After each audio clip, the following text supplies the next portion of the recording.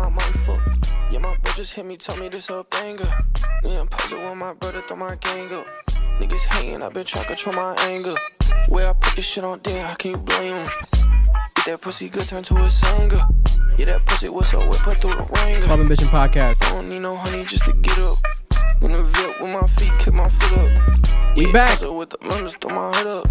But she a 10, she ain't good enough. Yeah, my brother, he gon' kill, he don't give a fuck. Yeah, I know that nigga, he can't hang, he can't spend with us. Bitch, I'm up like 20 off my last play. I got being stashed for a bad day. I got being stashed for a bad bitch. No, I cannot fuck on that low fuck, my bitch ain't average. One thing about me, my bitch had to make that bag flip. Yeah, we took a trip back, we ain't bring no baggage. Yeah, my bitch, she bad and she ain't bring no baggage. My bitch ice spiced it cause she eat her cabbage. This nigga fumbled a bad bitch, how you let that happen? Nigga, you could lose your bitch, shit get tragic. Really in your crib, you ain't know it, nigga. Really fucking on your bitch, you ain't know it. I was playing 2K on your P5, you ain't know it. We was swimming in your bitch like the ocean. Nah, he forced it on that. You get in beds, nigga, show me then. Put it on my kids, bitch, I'm going in. Stuck in beds, now this shit can't fuck with man. I ain't tricking on these bitches, this is what I need. She ain't got no ass, now I can't fuck. Wonder where she throw that ass, then I might fuck. Yeah, my bro just hit me, told me this a banger. Yeah, I'm puzzled when my brother throw my gang up. Niggas hating, I been trying to control my anger. Where I put this shit on then, how can you blame him? Get that pussy good, turn to a singer. Yeah, that pussy was so wet, put through the ringer.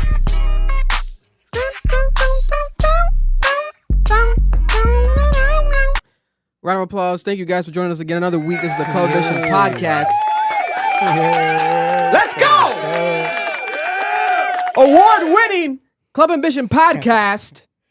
We'll get to that in a second. Yes, sir. But we're here. Hell of a Halloween weekend. So much to talk about. But not gonna be the longest episode. Especially because we don't have the Rambler this week. Noel. I mean, he's gonna be mad I said that. Guys trying to paint a narrative. Noel was out this week. He is sick, but maybe Noel is possessed by a damn demon. We don't know. No, but over the weekend, we stayed at a haunted hotel. You guys been asking for years. The Real Deal OG fans have been asking for years, and we did it. But for those who don't know, this is the weekly Club Ambition Podcast episode from Rhode Island to the world, a.k.a. CAP, episode 214. I'm the host every single week, Victor. And we got co-host today, Mindset Erlin in the building. You know what I'm saying? Air horns for Erlin. Yes, sir. Noel said he heard that. I'm sorry. Welcome, everybody. Erlin leaving me hanging. God damn, Erlin. Yeah, what the hell was that? Damn. What did he reach for? He reached for the ghost. For the ghost. Noel's ghost. I was gonna say, Noel's he missing like hair. cocked it back.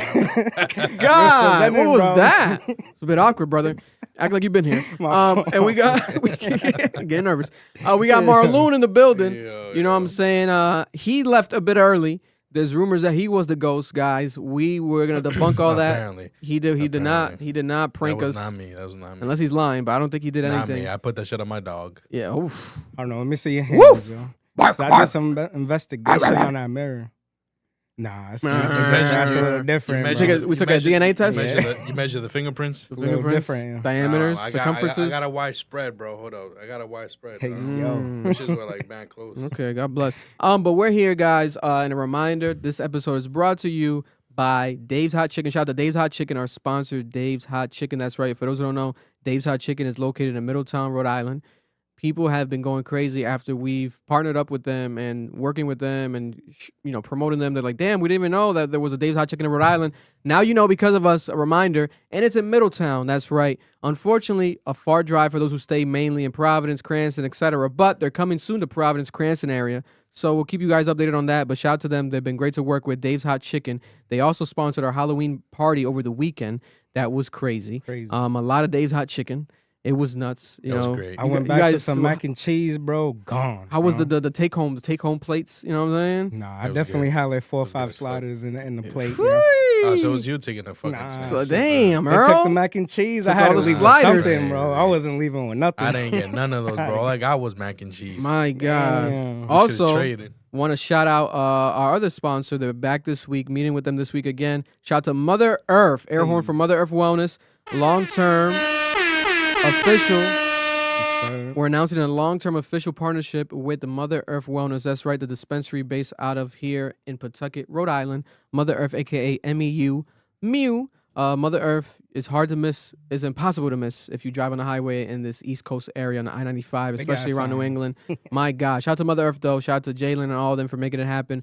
But we're locked in with Mother Earth. So any other dispensary, talk to this hand. You know what I'm saying? At least until next year. No, but they've been great. So shout out to Mother Earth. Promo code, again, Ambition10 for 10% off your actual purchase online in person. Ambition10, that's the promo code. If you guys have any issues with the promo code or any issues at all with Mother Earth, DM us, DM me personally. It's a vibe, Instagram, etc. We will help you guys out. Shout out to Mother Earth, though. They're great over there.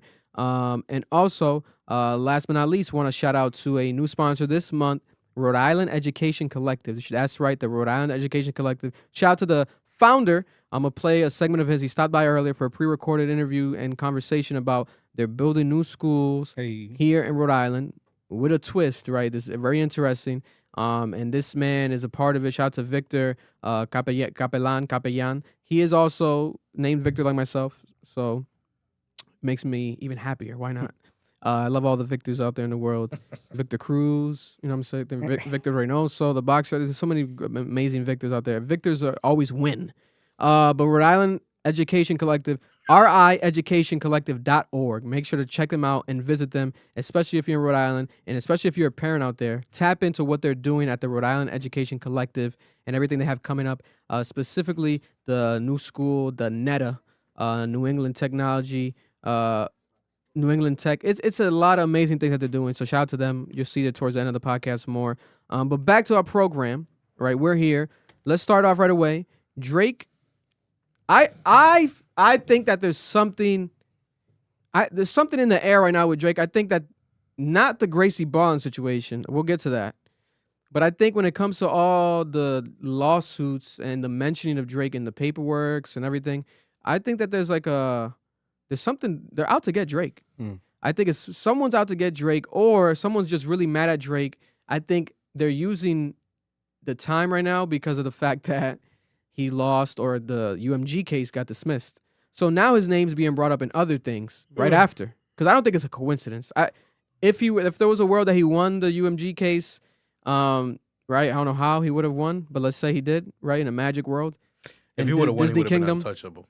Yeah. It would have been a different story, right? Yeah. I don't think that we would see Steak now mentioning him, the Steak lawsuit, his name's being mentioned in that. And now we have today breaking news, a Spotify lawsuit with Snoop Dogg's cousin, RBX, right? We're going to get to that right now. So let's break it down a bit more specifics. I have all the notes right here. For those who don't know, the Steak one happened after we recorded last week. So I'll keep it chronologically, right? So Drake, Aiden Ross, and Steak, the betting sports, they do both. They do casino and sports, right? Stake. Yeah. So the betting app and betting company owned by that guy Eddie. Everyone knows Eddie because he's the one that backed Kick. They started Kick, right? Stake is like Kick Sting, the brainchild.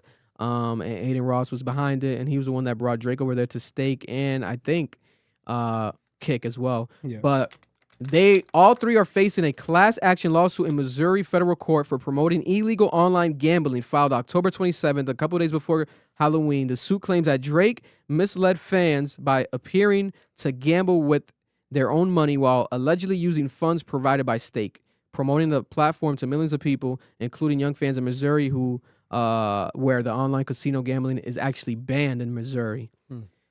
The suit seeks to hold Drake and Aiden Ross liable for class members' gambling losses. So, if these people win this lawsuit, Drake and Aiden Ross, they have to pay for the losses that these people faced after they gambled on Stake, right? The issue is this. Drake and Aiden Ross, Drake's he's been clear whenever he's not using his money. Like, he'll literally let's call up Eddie. He'll be on stream with Aiden Ross and he'll be like, let's call up Eddie right now and tell him to send him $1 million. Send us $1 million real quick. So I don't think that he's like lying. Like, people know. And especially like there's ads that, I mean, if you're naive and you're dumb, in my opinion, you fall for them. But like when he was on the balcony, that was a Steak ad. Like, it was obvious. It's just Steak ads. Like, these are Steak ads. Like, he was gambling on the balcony, and then, like, a drone came, and he threw a sandal, a Yeezy slider at it. These are ads that happen, and it works. But is there a world where, like, I guess this is illegal in a sense? Whereas, like, like, you know what I'm saying? Like, There's always random legal loopholes. Remember, we speak about it all the time off camera and on camera. For example, Subway, the 12-inch sub. Years ago, a guy sued them because they lied about the 12-inch sub. They still not giving you a 12-inch. So false advertising. There's a lot of loopholes to false advertising. See, they changed it though. It was like no more $5. It just we're just gonna tax you on. Yeah, they were like, oh, you want another inch? Yeah, we're gonna charge you $3 more. Yeah, but I mean, we gotta know, like, when these guys are on this website, there's a big ass sign that says steak. Like, it's showing you where they are. And guys like that, like Drake, ain't on video every time. You know, he's not streaming all the time. So when he is streaming, it is for a reason. Yeah. And being on Stake, being on Kick, and Aiden Ross, you know he's contracted. You know there's something that when he's on, he's gonna have an infinite amount of money to promote what he's doing. Yeah. Whether he wins or loses. But now he has been transparent too of the losses that he's had. So he, you know, he's showing you that it's not all good too on his side. He's not just winning the money back. You know, he's losing it too. So yeah. But they both have done it. Drake has done it. Aiden Ross, they've shown their losses. Do you think there should have been a disclaimer of them saying, like, you know what, this ain't our money though? Like, is that the big issue? Well, that's the legal loophole. I hope Drake's not, and Aiden Ross, I hope they're not dumb enough to, like, not ask their lawyers, like, hey, is this all right to do this? Like, are we okay without telling people directly or reminding them, like, hey, here's a, what did you say? What's the word? Here's a disclaimer. Disclaimer, yeah. Like, do they need to make it a disclaimer? I don't know. I mean, there's always disclaimer in commercials and shit like right? that.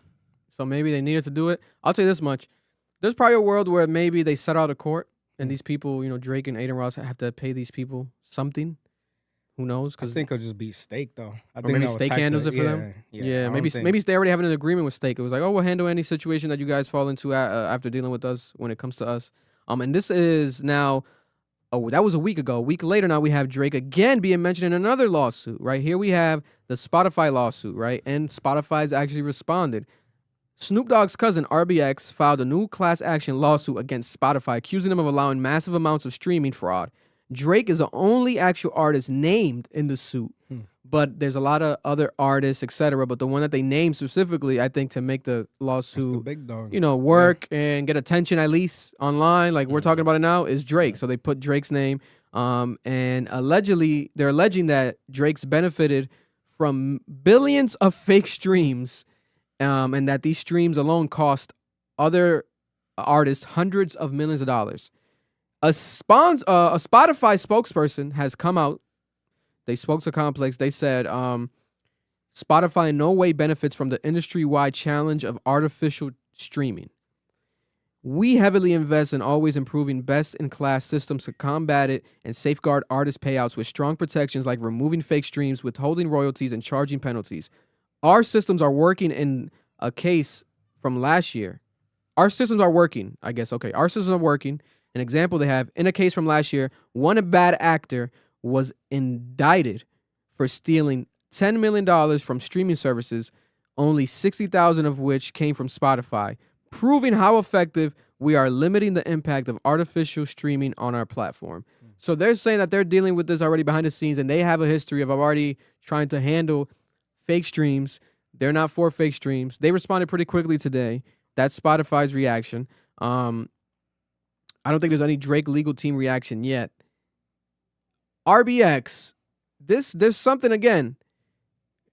Something about it to me just feels like. Is that the brand? No, it's a brand. I think I had RBX too. boxers before. You guys ever had the RBX Reebok. boxers? That's Reebok. No. There's another brand that's just RBX with capital letters. I do have a pair of boxers. I thought it was RBK is Reeboks. Oh wait, no. RBX. They That's use Reebok. RBX. That's too. Reebok. Yeah. How do you spell it? No, but RBX is a different brand. It's a different brand, guys. It's different. Brand. Yeah, different brand. I feel like I had it, but I feel like I do have a pair. But Snoop Dogg's cousin, rapper RBX, I forgot all about this guy. Yeah, I've seen him in the past because he has some pretty crazy Dr. Dre stories. He's been around Dr. Dre a lot, but It's a separate brand. it feels like he's trying to get money. And I feel like everyone right now is probably going to try to get money because they're like, yo, Drake lost the dismissal. Yeah. So now they're going to like, okay, now we can do this. Let's go after Drake. Let's do this. Let's mention Drake, right? Even though this is not against Drake, it's against Spotify. But still, you're throwing Drake in there. You're trying to, imply things specifically with him. First of all, billions of streams, guys. Yeah, that's OD. Billions of streams. To fake billions is crazy. Who the fuck? If Drake is faking billions of streams, that is ridiculous. I don't think he is. No, I mean, and it wouldn't make sense because then why would UMG? You know what I'm saying? So was UMG supporting that? Like what the? You know what I'm saying? I mean, Drake opened the door for, like you said, everybody to start just going at him. Yeah. It being Snoop Dogg's cousin, you know, he has some ties into the industry. Like he probably can get the connection to get that information to go out at a person like Drake or Spotify at least.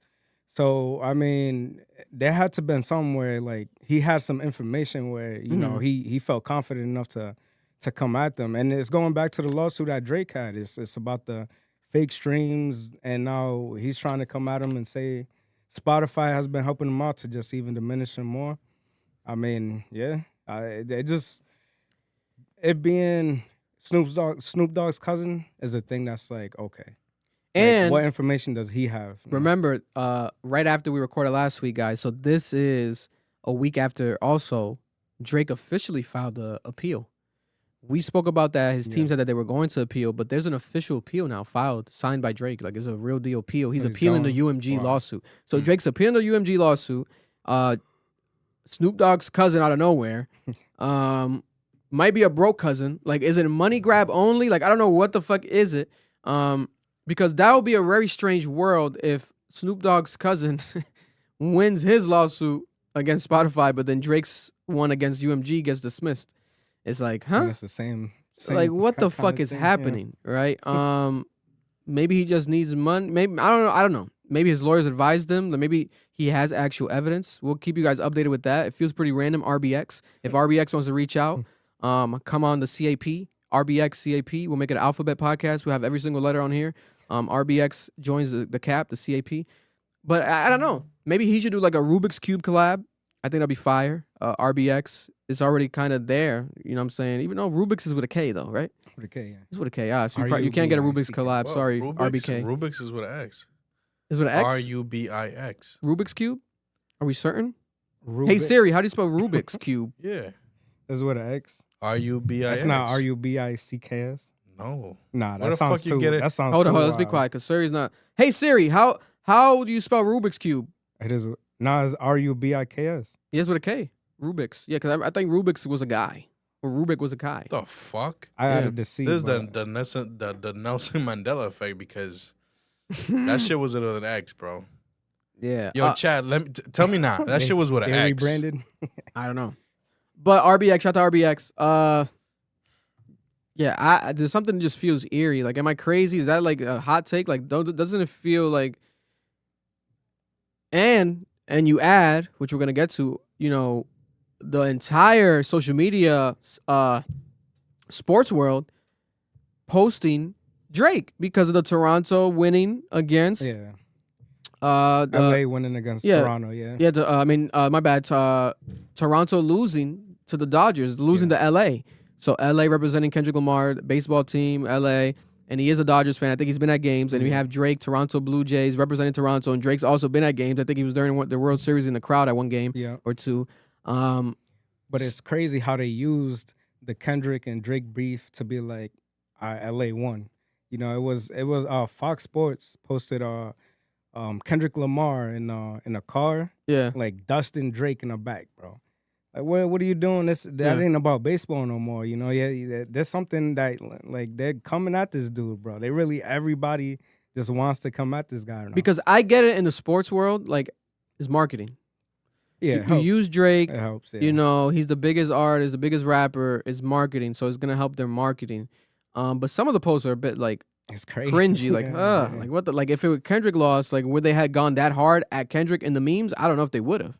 You know, they definitely would have made fun of him, but not the way they were coming at Drake in the ESPN, etc. memes. I'm like, damn. Like, aren't you guys eventually maybe gonna work with him? Like Drake's been on ESPN and shit before. Like he did the ESPYs. Like he supports sports a lot. He supports sports a lot. Like one thing is a joke, but some of it felt like, oh damn, almost damn personal. Like they went hard at him. The smoke was like, they not like us too, bro. They really just, But I get it though. Yeah. A lot of it was funny. There's some funny stuff, and I think it's It works. It's business. It's gonna get attention. You want to generate attention, social media attention. They want to look back at the MLB World Series analytics of 2025 and say, hey, it's higher than The social is 2024. going And crazy. it's like, oh, why did that happen? Oh, because we used the Drake and Kendrick beef. And like I said it before, the Drake and Kendrick beef got so damn big that we have the most random white mainstream type of industries bringing up the beef. The awards, the Emmys, the Oscars, etc., joking about the Drake and Kendrick beef. A year later, still. They have nothing to. They don't know nothing about it. They joke about how they know nothing about it, but they still bring it up because of the fact that they know it's going to generate attention because they got so big. Like, this is our generation's biggest beef. And how ironic is LA and Toronto? That was crazy. Championship, bro. That was crazy. That's the story. That was crazy. I was like, yo, that really happened. We had even Pusha T kind of joined the fun a bit, but I saw Pusha T post today. Let me see. I think he was talking about Ohtani. And let me see, what was the post? I think he responded to like an Ohtani post. They said that Nike clowned him too. Even though Nike clowned him Oh, too? wow. They said, yeah, I didn't see the Nike commercial. Nike got a shoe with Drake and didn't give a fuck, still clowned. No, I didn't see it. Yeah, I didn't see What that. commercial Wow. y'all talking about, Brianna? I could have sworn I seen damn, I don't see no more. Did they get deleted? David with the $9.99. At the end of the day, it's all marketing. The only thing I agree is the label are definitely coming at him, and I think it's just barely showing itself. I could have sworn I saw Pusha T tweet about the Thank you, Ohtani. David. Unless he deleted it. Yeah, that's Damn. what happens when you attack the big guys, yo. It's like if you don't have that proof, they're gonna start coming at you. Everybody just gonna start using you, especially when you were one of the top people or are still are. No, So he still is, and it's like no one can ever really deny that because even if it's like he might, let's say he's not the most loved right now, he's the most hated. Yeah, He's the most criticized. He's the most, you know what I'm saying? So he is still the most of something. Like he is still, you know, news generator machine. Anything attached to him, and then it's like like harder not to talk about him because he's the biggest. yeah, It's You just might have like to look up this Nike commercial. They're yeah. like, That's kind of crazy. They're like, it's man. funny, blah, blah. Nike. I'll type it on Twitter to see Nike. I'll 'Cause just put Nike Drake because Is Nike Kendrick works a with part- Drake. Is Kendrick part of Nike too, or is he? I mean, he was in the past, yeah. It says it's called The End. Oh, Nike commercial. Damn. Oh, I see it now, guys. So let me pull it up right here. I'll pull it up behind us. Cause there's Yo. damn. Okay. So we have some ads. Well, not one ad, and we have a we have a LA Dodger player talking about Drake, taking a little sub at Drake, basically. Orellana Ivan with the 2. Would you F Gracie Bond? We'll, We'll get to about that. We'll get that in a later. second. We'll get to that. Don't get your Hey, yeah. panties in a twist. Was horny. God damn. His family's watching. Calm down. Yeah. He Damn. blue balling himself. Here we have who is this? You know him, no? Earl. Erlen for those who don't know, Erlen used to play baseball with YI, Edwin. These Jeremy guys are Pena all too. Jeremy Pena. Like Erlen was a top catcher here in New England at one point. And he is an expert with all this shit. So take it away. Well, who's this white man on my screen? Is that Kike? Yeah, see. I think Kike? so. Let's see what Kike says. Yeah, that's Kike. Oh, the audio not picking up now. Hold on, Kike, I want to hear you. Hernandez too. That's a Shout good out ass to name. I'm not gonna Hernandez. lie, I kind of fuck with that name. Kike That's a Hernandez. Spanish name. Kike is kind of hard, bro. He's white and he got a Spanish name? It's pretty I different. think I think he's Spanish too. They said Toronto apparently booed Drake out of the stadium because they said it's a Drake curse. Look up Drake curse Toronto, pissed and he came to the game. Let's see. What up, Dodger Nation? It's October's very own. What up, Dodger Nation? It's October's very own. It's like, oh, what the hell? Nah, this guy is a clown though. He has no filter. Thank you. Thank you. He's funny. Man. Is What, he? what do they say? He told a reporter, "I like your nipples." Oh yeah. Just like that. Like, what the I fuck? apologize for They said he's the Puerto blackout Rican. That's about to happen. Yeah. Oh, he's drunk. He's drunk. That's what he's saying. Okay. Standing here, you know, playing the most games in October for this franchise, That's why he's saying October's very own. for this very, really yeah. big team that has a lot of really big rings. I got a really big team. Yo. Damn. That boy wrote Damn. that, had that scripted Damn. for a couple months. He's drunk, but he got the lines ready to That boy go. Crazy. And then we have this. I'll mute it because I don't know what song this is. I don't want to get any copyright. But here we have a new commercial. I guess Nike celebrated the Dodgers back-to-back World Series with a new ad featuring Kendrick Lamar's "Squabble Up" in the ad. Okay, let me see if I can. Reincarnated. I was stargazing. Oh, It's called my the God. the end. Wow. Okay. Oh And you got my the God. Dodgers. It's almost like a highlight reel of the Dodgers. Dodger blue. Dodger blue. Squabble up. Squabble up. Wow. Squabble up. Okay. Squabble up. I don't think that's a real commercial though. LA loves a sequel. But that is tough. Nike. It's a Nike no, it's a commercial, Nike commercial. Is it real? That's Yeah, it's it. real. Oh, wow. Bro. But Wow. What the fuck? You know, I Kendrick could works. He has Nike Cortezes. What other shoe did he have? I think he had like a Converse, but Converse is Nike. Yeah, I think he's worked. Yeah, he's Nike. I just know. I mean, No, he's Team Nike. Yeah. He's Nike. Yeah. The merch is Nike merch he's had in the and past. there's a I lot still of have that Dodgers shit. players that's signed by Nike and Jordan. So I mean, of course, but they The played fact that on they with call it it. the end and then they play thing is. But they didn't play Not Like Us. no. They didn't Yeah, play the diss song. Squabble Up, no. Squabble Up. Let's beef. They should have played Dodger Blue. It would have been dope. But Yeah. Squabble Up has more upbeat energy. Yeah, I mean Nike Wow. works with both of them, so it's a conflict of interest no matter what. But I don't think Drake. You know what I'm saying? Like, hey, listen. At the same time, Drake can't go back to Adidas. Kendrick do not got no Nike shoe. Yes, he does. Are you guys crazy? Kendrick has. Yes, he does. He has see, that's Nike what- Cortezes. See, What are you I talking love the about? chat. I love the Cap crew. But so let's not just say Brianna, Idi- please go check. idiocracy. He has Nike God stuff. damn. I have his stuff. Like, we might say some shit up here to laugh, but we're not gonna be lying about Kendrick having Nike shoes. He probably has multiple, I feel like. Kendrick got a sponsor with Payless EBT sneakers. He got Oh, some God. random Element Yeah, 55, the Nike Reacts, Element Yeah, 55s, the elements, the Kendrick elements. the yeah. Cortezes, the Air Forces. He Like, also is the face or one of the faces of Gatorade. So he's in the sports sponsorship. Like he just did the Super Bowl. Like, come on. He's all over. He's been all over ESPN with commercials, etc. I think that every single company, every single major company in the world, I guarantee you had a list of promotion ready to roll out upon whoever won the World Series. They had a bunch of Kendrick Lamar stuff ready to go, clips, memes, songs. If LA won, which they did, and they had a bunch of Drake stuff, You think commercials so? and things ready to go in case Toronto won. Nike works with Kendrick and Drake. They probably had a commercial ready to go, Nike, with the Toronto Blue Jays and a Drake song. But since Drake lost, they played and they showed the Kendrick one. I just don't know because I haven't seen anybody promote Drake like how they've been doing Kendrick. Like every commercial is using something Kendrick or talking about Kendrick over Drake. So I don't know if Nike had a Drake thing ready for them too. You think I feel like they just 100% probably would have just went with Kendrick, and then I don't know. Could have been. And then when Yeah. Toronto wins, probably not. But Yeah. I could see that too. That Nike can be like, I'm backing up my guy. He's Yeah. still up. His team his country is still up. You know. But damn, I don't know. David with the 999 again. One thing is for sure, Kendrick is getting paid hella money for hella Wow. streaming. Oh, for sure. Them songs is racking up, bro. Sure, bro. 100%. So here we have another mention. Leading That's why off, Drake sued him.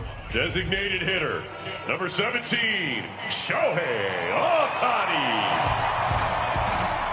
A legend. So Otani walked out They not with like Not that. Like Us, the Kendrick Lamar Wow. song. Eh. They gonna Tony don't give a shit, bro. Yeah, He's because just like, someone was talking that Oh, Drake. the Dodgers on the X account said they posted a team photo and they wrote the caption, "They still not like us." oh oh, my god. Damn. Oh my god. I didn't know it was this blatant. it's just so sneaky because the Dodgers are back-to-back champions. I think it was the last time that happened was in the 2000s. So literally nobody's like them too. But then look Like, at that's Drake. a squad. Drake was trolling Otani here too. He said That's what I'm Savage, saying, yeah. Savage, Yeah. Savage already on the way to the dugout, boss. LOL. We talking about 21 Savage or is the pitcher called Savage? Nah, the like Otani's a savage. Oh, Savage. That's what they call it. That's Like, what he's already. Oh nah, Savage is the pitcher. Yeah, That's a pitcher. So he was already walking off before the pitch got to the thing, so he knew he was striking him out. Oh, So that I he didn't was even notice already that. on This the is way. funny. Yeah, and Otani saw that. That's a shit, hard bro. pick. Shit, yeah, that is. That's tough. a hard pick. He was like a rookie too. That's fire. I just noticed that. Damn. And Drake said one more. Is it Show Otani as a kid? Nah, that's Is that him Show now. Ohtani? That's him now. That's him now. Modelo. Yeah, that's. What is, bro? He looks like a mom there. Listen, when you have a $1 billion contract, you can look Yeah, however you you're want to look, bro. Show Ohtani can walk out there naked with no dick, and I'm gonna be like, there fuck it it. is. I'm gonna be like, fuck it. That's what Fox Sports put, bro. That's crazy. Yeah. bro. So Fox That's so Sports. crazy, bro. This is crazy. Yo, No way. Yo. that's a hard ass. It got pick, nothing bro. to do with the team. They bro. put in the car smoke all over Drake. It's dusting. Yo, Nah. hey, Not like us on the floor. trophy's on the car though, That's wild, bro. bro. That is Wow. hilarious. And then Kendrick got the trophy on top of the car. Like at least have the team's hat or somewhere, bro. He wouldn't even got a jersey on. That's Yeah, crazy. and I think the Dodgers, did they Oh, post this? Or ESPN posted this back to back. Yeah, they were going crazy on him, bro. But this Yeah. one, this is funny because they won back to back. Yeah, that was a clean. You know what I'm saying? Like I feel like that was so perfect. this doesn't even have to be looked as it's a shot because of Toronto, etc. But if Toronto won, they could have posted the same thing. Yeah. Well, no, Nah, 'cause they didn't no. win back to No. back. Okay, but if Drake was a Dodger fan, I mean, Yeah, he could have played. He could have because it's like back to back, it's like a positive It's thing. just like how everything is coming back at Drake. All his Yeah, shit, that's even insane. to it, is just like David Soto with another $9.99. Damn, David, you on fire today. appreciate. I'm gonna mispronounce this because I'm not into sports or anything like that, or whoever this person is. Shohei?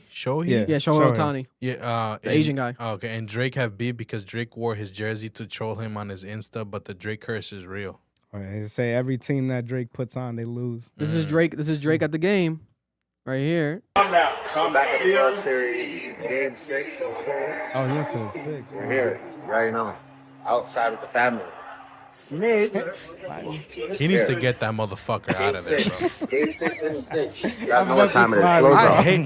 hate the fact that You hate smiling. I hate the fact that he's able to just ride his nigga's dick and get No, bro, no. you're ass. No, it has to be a It's friendship. not bad, bro. That's He's a very good horrible, friendship. bro. You saw that snippet where he's like Oh. standing next to the fucking like little the creepy ass passage I'll tell you next this to the much. water.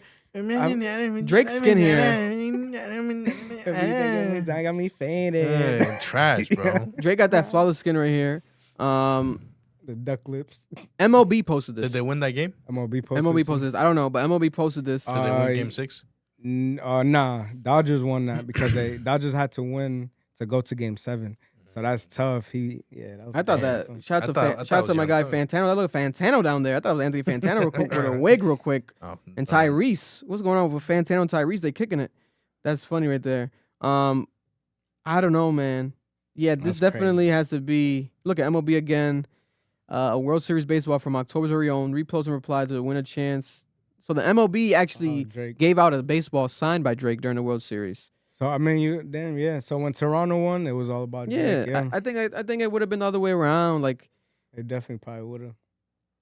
obviously They the showed love to the end. the ones that came out are the funnier ones because it's like this is the whole joke of Not Like Us. Not Like Us won the beef is the biggest song from the beef. It's like the biggest moment is obviously him winning.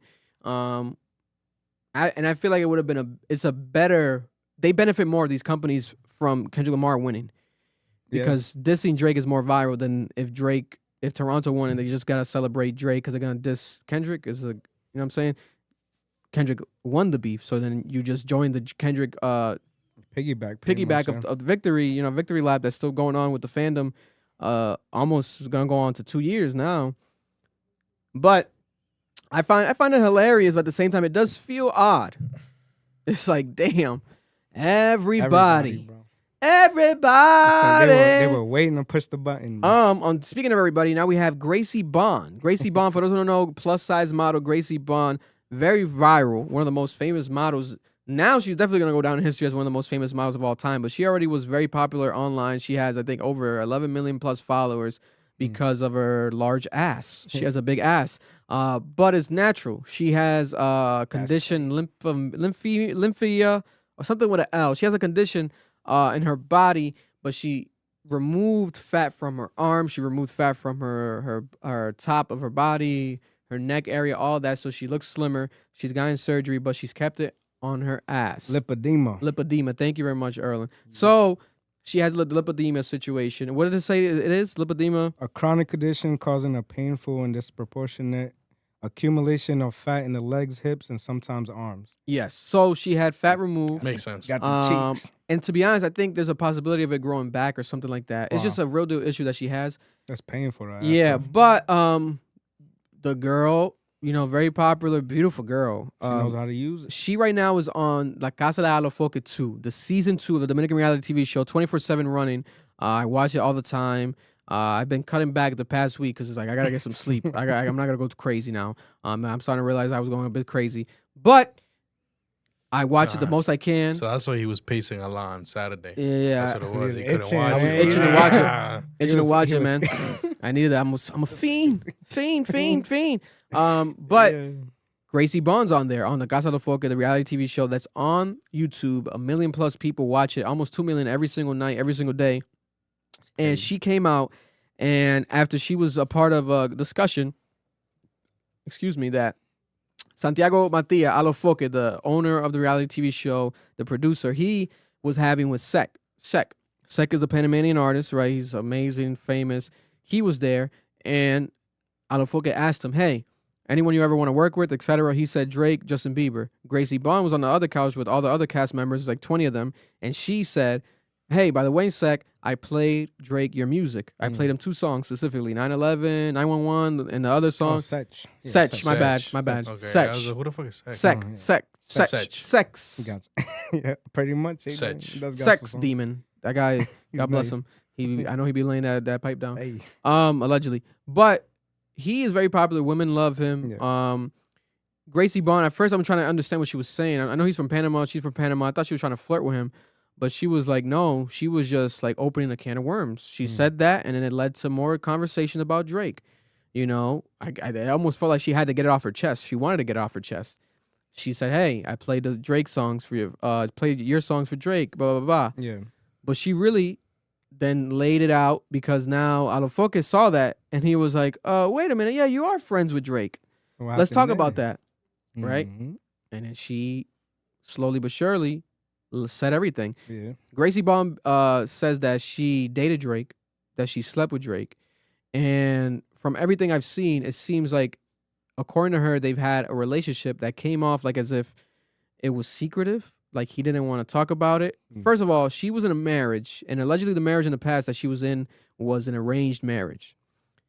She divorced this guy in 2022, 2021, around there.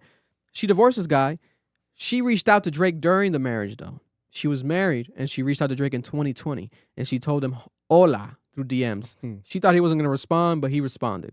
At that point, he hadn't followed her back, etc. She didn't connect with him in person until, she says, according to her, after her divorce. Yeah. Right? So after she divorced, she got in touch with Drake, right? But she says that she's cut off Drake ever since, and she has him blocked. And she's revealed even more of it since then. She said that she went to a party, specifically a Nocta party in UK during Drake's Wireless Festival. Now, for context, Gracie Bond was viral during this during the UK Wireless Festival Drake performance that everyone was waiting for, because I think it was the first time ever in history that Wireless had a same artist headline 3 nights in a row or something like that. It was like the Drake festival, historical, like back to back, sold out, and then he was the headliner, I think, each day, and Drake customized it to his liking. An idea that, according to the Rolling Loud guy, the founder of Rolling Loud, said that it was his idea. They wanted to do that for Drake, for Rolling Loud. Wow. But then I guess he says he alludes to them stealing that idea. But nonetheless, the festival happened. Gracie Bond was on the stream with Aiden Ross and Ben Don. They got on a private jet. He sent a private jet to pick up Ben Don. He told them to have Gracie Bond join them on the private jet to fly out to him. She got there, and she says, according to her, that she felt like she was blacklisted by Drake because all the after parties, etc., she wasn't allowed inside of them, right? and that she was inside of this hotel that was the same hotel that Drake was in. That they put her in this hotel, and then Drake kept her in his hotel, and they didn't provide her any transportation, etc. Right? So why take her? That's what she's saying. She's like, why did you invite me? Because she went to a party with her friends after, and in UK, and she didn't know what party was going to be. She arrives as a Nocta party, Drake party. And then this is where it gets more viral, because she alludes to seeing something that was ugly, that he did something ugly to her, and that she saw something suspicious, right? And then she said something like that there was a woman there, and she was like, if you want to call them women. And then people started interpreting that as something that it was not. I didn't interpret it that way. I never even posted that I interpreted it that way. But people were interpreting it that way as if it was, if it's not woman, then is it minors? Because to add to it, Or a guy she too. did say, Alafoque asked her, because he's a genius. He saw the opportunity. He was like, by the way, he asked her two things right after that. He was like, is Drake's dick really that big? He's crazy. He asked her that. And she was like, yes, it is. And everyone started clapping, going crazy. Ah! I'm like, what the fuck? That's some Dominican crazy gossip shit. Yeah. And then he asked her, hey, If someone can handle it, it's him. Yeah, I mean, God bless. Whoa, I don't know what that means. Yeah. But God bless. That's crazy. Might have to say pause real quick, facts. Mar. After Yeah. pause. Pause. Yeah. Aftershock. But he also asked her, is what Kendrick Lamar said on Not Like Us true? How much of it is true? What percentage? She said 20%. Oh wow. So it's like, why would you say 20% and then you're going to say the other line about if you want to call them women? Because then people are going to say, oh, is it minors? Is minors? She added clarity the same like night or like the morning. She added clarity hours later. She added some clarity today also as we were in here. She joined the Alafoque stream a couple of minutes ago. I'm going to play a clip, updated clip as well of her talking about it again. But she says that that's not what she meant, that Alafoque told her they went viral because they reached the gringos, like it reached the American blogs, etc. Specifically me. I was the one that basically made it the major story because of the fact that I translated it, I broke it down. Alafoque followed me, he reposted it. He was sending, I'll say allegedly in case the person doesn't want me to reveal it, but he was sending my tweet around to like people in the industry, and he followed me and he reposted it and he kept like liking my tweets about it. So he's like appreciating me, I guess, highlighting the show as he should, because it makes sense. It's like it's marketing. He's smart because he knew once she said Drake is gonna reach the gringos, like she said, it's gonna reach the American mainstream world. So now everyone's talking about it, and including us. Now, the issue is this: she had to add some clarity. After he told her, "Hey, you're viral," blah blah, she added clarity to the cast members. She's like, "By the way, he didn't do nothing illegal, and it wasn't trans or anything like that." But she's like, I just felt like he deceived me, he lied to me, etc. And she used hypothetical. She was like, it's as if you got told you're gonna get married and you want to be married and you meet the family, but then you go to a party and you see the person kiss 40 women. So what I gathered from everything, Gracie Bond thought that she was in a relationship with Drake. And it was serious. She met Drake's family and she fucked Drake a couple times, and she was a big fan of Drake. That's what someone because said. she DM'd Drake hola because she's a fan, and she didn't even expect him to respond. Right? Her divorce was bound to happen. It seems like because He's not gonna respond to that. Bro. she was in an abusive relationship where the guy would call her fat and like go crazy off on her like all the time. She says she always talks about this relationship. She hates this guy. Right? He seems like a piece of shit. That guy. So that was bound to happen. But it's like, you did reach out while you were married, so you look suspicious. And she also revealed that Drake sent her money a couple times, including $20,000, $30,000. It's like, hold up. He also like sent her planes multiple times. She basically alluded to flying out. So it's like, are you an escort? Are you being tricked on? Are you a heartbroken girl? What is, you know what I'm saying? And then Drake came out and he said in Aiden Ross's stream in the chat overnight, he was like, blacklisted, that's cap. He's like, that's cap. You and me, that's cap, blah, blah. I don't know if you meant you and me to Aiden Ross. Maybe I think he might have said you and me, like me and you, Aiden. But he's like, it's cap is a lie. And I think it's probably like I'm saying, I think she thinks something that it was not. Yeah. In Drake's eyes, is like, hey, you did meet my family, but I was just trying to fuck. But you know, like, guys will be scheming like that sometimes, right? Somebody hits you up, a girl hits you up, or you trying to get into the pants. You're going to do a little extra. You're going to spice it up. Throw in there, I love you, maybe later on, you feel me? Meeting the parents is crazy. That's crazy. And the That's son, crazy. she met the The Adonis. son too. Like for me, growing up, you know, if I was to bring a girl home and meet my parents, it's because I truly Some serious respected shit. Yeah. and wanted my mom to like really like fuck with her.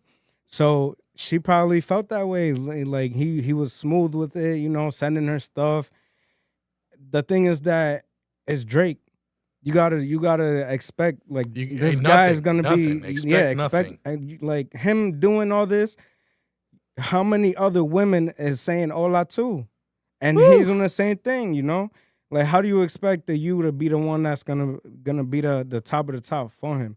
But so maybe I feel like you guys remember she did get mentioned by Drake during Drake's song on For All the Dogs. yeah, he spiced it up. He put was a like, little Gracie, more. bro, mi amor, mi Yeah. amiga. She knows she's spicy or she's hot, whatever, blah, blah, blah. So she said that she saw that also and she felt like, oh, he's connected. like, oh, he's okay. So he's like talking to almost me. willing to like Yeah. almost come out open a bit about me more. Mm. But she said that she's been trying to hold this in for years, right? Because since 2020, she says she's like communicating with him, talked to him for like 2 years. Wow. Basically, was in a relationship with him for like 3 years, and so recently, that situation she drew the line at because she got flown out to the situation to the Wireless Fest with Aiden, Ben the Don, Tota, all of them, and then that party, right? Where she says he deceived her. It was some strange shit going on. I saw him clapping other cheeks, man. That's what I think it was. But my thing is this, right? A Nocta party in UK and different country. Let's be honest. Is That's where Drake they gonna wear, that's where they wear Nocta, bro. Yeah, but is Nocta Drake in gonna the be UK. doing all that at a Nocta party? I don't think he would. Like, what would he be doing out in the open? Like a bunch of girls and kissing them? I mean, she only says this because she said she didn't sign the NDA. So I don't think he'll be even that like what's it called? Like not that careful, bro. Yeah. Like ain't no way you gonna be flying out people doing all this crazy stuff and not have, you know, protection on that. I don't know, man. I don't think, because like you know, we hear the Diddy parties and how crazy he is. We never saw that image with Drake, so I don't know if he's doing that crazy shit too. Yeah, Yeah, in his party, man. that's what she. For me, it kind of felt like that at first. Yeah. I'm like, oh shit, maybe Drake was doing cocaine. Maybe shorty jealous Maybe and Drake was shit. like Yeah. sniffing some coke off of some girl's butthole. Yeah. Maybe Why Drake, not? maybe Drake has some like midget strippers upside down, Hell naked, yeah, why with not? some Even knocked up better. panties. I don't know what was happening, but it's like anything could have been a possibility. Yeah. Because the way that she was saying it is like, that's what made me question what's happening at this Drake party. Yeah. Because it came off like, is it a Drake freak off? Is it a Drake, Diddy party? Like what the, you know what I'm saying? But she says nothing illegal. She just felt deceived, etc. She needs to be, it's like Jay Lexi, the Puerto Rican guy that's on the show, told her. He's like, you got to just talk. You got to be straight up. You just got to either be straight up or don't say nothing. Because he said, and the cast members told her, like, you got to be careful. This guy has a lot of money. Yeah. And she says that she has anxiety and she's kind of like a little bit scared. But that was like yesterday or last night. And then today, I'm going to play the clip soon right now where she basically got asked again on the phone. It was like, are you scared? Are you worried? And she's like, oh, no, blah, blah. Because she told she got updated by Alafoca. Alafoca was like, yo, he's saying it's cap. Like, he's denying it. And she's like, oh, if he wants to deny, he's denying it. Why would I lie? Why do I need to lie, et cetera, for attention? Like, blah, blah, blah. And to be honest with you, I believe her. I believe her. I think it was just like Drake's bro. like a rock star rapper, party, man whore. Like, he just be fucking girls. Like, he showed her that life a little bit. Yeah. She got stuck. Gave her some dick. She saw it was real and, just fell for it. Guys do that, whereas like you lie to a girl, you say you love her, etc. I think Drake is probably just still doing that. This nigga was not in mad it's hard. unfortunate. Send her some flowers, you feel me? David It's with the, How's mom doing? David with the 999 said, I believe her. Why? I believe her because why lie about it? I just There's no reason to lie. Why would you say like you met my kid and you lying about it? That's crazy, bro. So but I just think that ending part of saying, maybe there's 20% of like him doing some crazy shit. Why add that, Just to to make you probably feel better about yourself or something, but I mean, or throw dirt on them. If it was the pedophile stuff, that is. But why are we automatically going to that though? But that's what I'm saying. You know what I'm If it saying? was that, I don't think she would say 20% because Yeah. the majority of the song is the PDF stuff and the minor stuff, etc. So it's I probably think orgies he was having. I think she maybe, was or just some saying crazy it shit. just to say it. Maybe she meant like Drake I think being a liar. yeah, liar, Yeah, and then Kendrick deceiving, calling yeah. him like a bad person and shit Yeah. like that. You know what I'm saying? We run to Especially it, you know what I mean? because she feels that way. She's like, yo, like he did me It's a like girl, that. she He's had a bad feelings. person. Yeah. I think she fell in love with him. Yeah. She I fell in love think with the so. boy. She fell in love with Aubrey. And Aubrey, broke her I mean- heart. Yo, maybe he interpreted Right it on her face. differently. Maybe he interpreted it differently. Oh, I'll shit. tell you this much. To each their own, God bless. That's his penis. He could do what he wants with Yeah. it. It's another grown man. God bless him. But it would be interesting to see a future. I've always mentioned it where it's like tied down Drake and a family, etc. Seems like we're never going to really get that because this man just out here addicted to this vagina. His baby mom's was a porn star too, a corn star, bro. Yeah. Like A video vixen. A video same vixen. I thing. think she did like self videos. Shorty Yeah. the same way, bro. Like Yeah, but his baby mama's mad talented. Like she's a good ass Yeah. a an painter, artist and an stuff. artist. She seems to be a good mother. I don't know her personally, but the stuff she posts about, teaching the son languages, etc. He seems like a smart kid, Adonis. I'll tell you this much, man. I guess when it gets to personal with family shit, it is risky. But again, Gracie, why would she lie? Yeah. Like I met the family. I would be mad at her if I was Drake and she lied. Like, how you gonna say you met my family and My all this stuff? kid You never and met my stuff, yeah. family. Blah, blah, blah, blah. But she said she met the family and then she also got like secrets. Like he told her he trusted her and he told her stuff that was intimate that nobody else knows, and she told him stuff that nobody else knows too. That's what she said. So if it got to that level, it's like and the hypothetical is like, oh damn, so maybe that's what it was. Maybe did he tell you he was gonna marry you? Do you believe the blacklist thing that she's been? Blacklist. I mean, it's possible for him to do it, but then. For what does he gain off it? But maybe it's this. Maybe he did have feelings for her. Maybe he did want to be serious with her, but he didn't want to be caught, quote unquote, cheating on her. Right? If you look at the clips when he calls Aiden, etc., if they weren't a real relationship, it just comes off as if, damn, they played dumb. Drake played dumb and Gracie played dumb because she was like, huh? Okay, you want me to fly out? And he's like, yeah, fly her out, blah, blah, blah. It wasn't as if they spoke before that, right? So I'm assuming they try to keep it under wraps, etc. She was streaming with them, and Drake was like, Gracie, yeah, come too, blah, blah, blah, blah. It feels weird. It feels weird, but that shit was funny to me because I'm like, oh my God, like this girl, I watch all the folk all the time. And then I forgot that Drake even mentioned her name before in the song. Yeah. And I'm like, oh shit, That oh, is her. there's history there with her and Drake. So it's like the best of both worlds. We always talk about Drake. I always watch a lot of folk, and I'm like, oh shit, this is like a fucking melting pot of controversy. And Alafoka knows that. That's why he's Yeah. still talking about it. 'Cause It's not gonna go anywhere. They were pressuring her. She was like, I don't know if I really want to. Oh, no, it's not that serious then. Yeah, he's like, you lying then. Yeah, he's like, you lying. Nothing happened. Nah. What happened then? What happened? That's crazy, bro. And he tagged Drake multiple times. Yeah. Alafoka has messaged Drake. He's like, check your DMs. I messaged you. Oh. Respond to me. And he's asking people, what's his WhatsApp? As if Drake's Dominican. I don't think Drake has a WhatsApp. He might.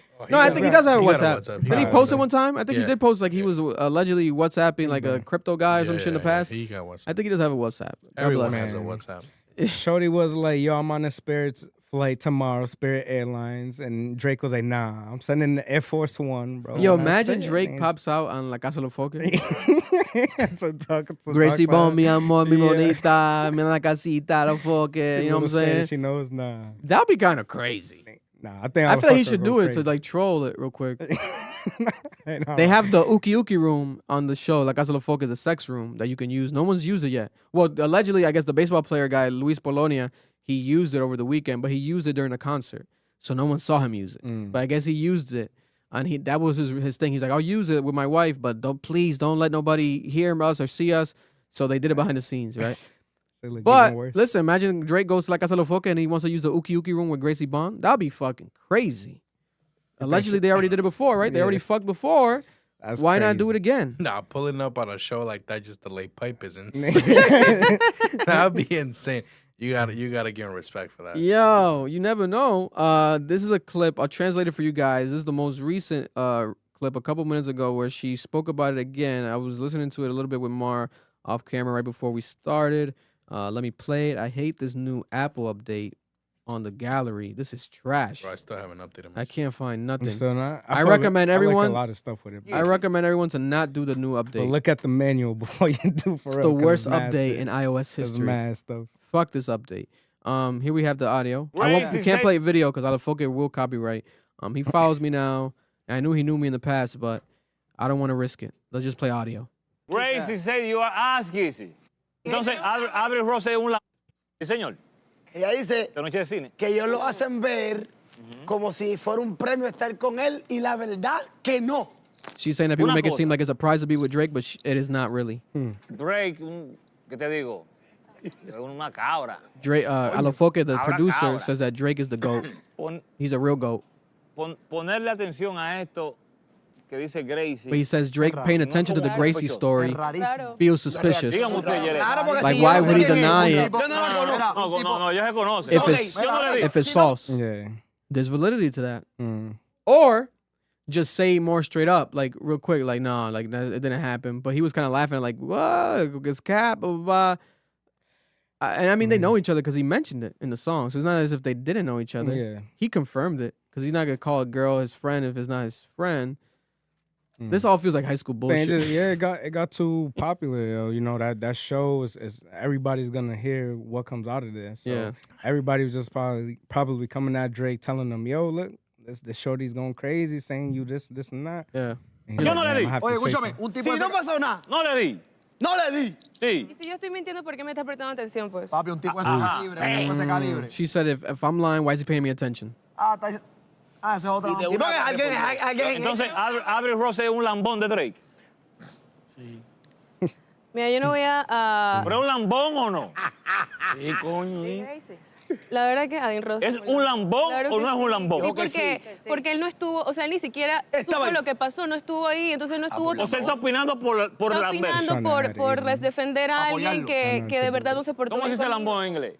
So Alafoque is asking her. He's applying pressure. No, he does like, that. He's a troll. He's a applying genius. pressure. Like, I feel bad. She don't know how to, you know. Yeah, so Alafoque, the producer, asked her, is Aiden Ross an ass kisser? Is he Drake's ass kisser? Un lambón, right? And she's like, well, he's saying he's defending Drake without being there. He wasn't there, and he wants to defend him because that's his friend, but he wasn't really there with us. So why should he be speaking up, right? And she knows Aiden Ross because she's, done streams with Aiden Ross. She's joined Aiden Ross streams in the past, this year. Lambón. Capitán. ¿Cómo se lambón en inglés? Ass kisser. ¿Cómo? ¿Cómo es? Ass kisser. Besa. Ass kisser. Ass kisser. Ass kissy. Adin Ross. Gracie said you are ass kissy. Dang. She didn't say that. You know what I'm saying? No, él es canadiense. Canadiense. Ay, coño. Perdón. Ella no lo conoce, acuérdate. O sea, yo no me cruzar colaboré con él una vez y ya, o sea, no fue... No, porque, ella no habló del No, Drake. Ella habló fue de Drake. Oh, ya. De Drake. Yo no llamé a Drake gringo, yo creo que llamé gringo a Adin. Y también de la vaina que te bloquean, que toda esa vaina. Ass kisser, dicen Sí, aquí. porque, o sea, si llevaron a todos los influencers a un lugar y yo fui la única mujer, a mí fue la única que me prohibieron ir a las fiestas. Entonces, después de los conciertos yo no pude hacer mi contenido porque me tenían básicamente encerrada en el hotel. Eso fue lo que pasó. No me dejaron ni transporte, nada, porque no querían que yo saliera del hotel. ¿Por qué? Sabrán. ¡Ay! ¡Llegamos al coro! So, you guys know Spanish as well. So I didn't know she was Panamanian. what you gather from that, fellas, at the end right there? She pretty much said that they left her pretty much stranded at the hotel. They didn't leave her with no transportation or anything like that. She was the only female that got supposedly brought out with like the influencers and shit. And because of that, she wasn't able to make her content or anything like that. Yeah. So she's just wondering like, what the fuck was the whole point? Either that or she's trying to say she was held hostage. Like, you can't be held hostage. You could have called the cops if you really wanted to get out of that situation.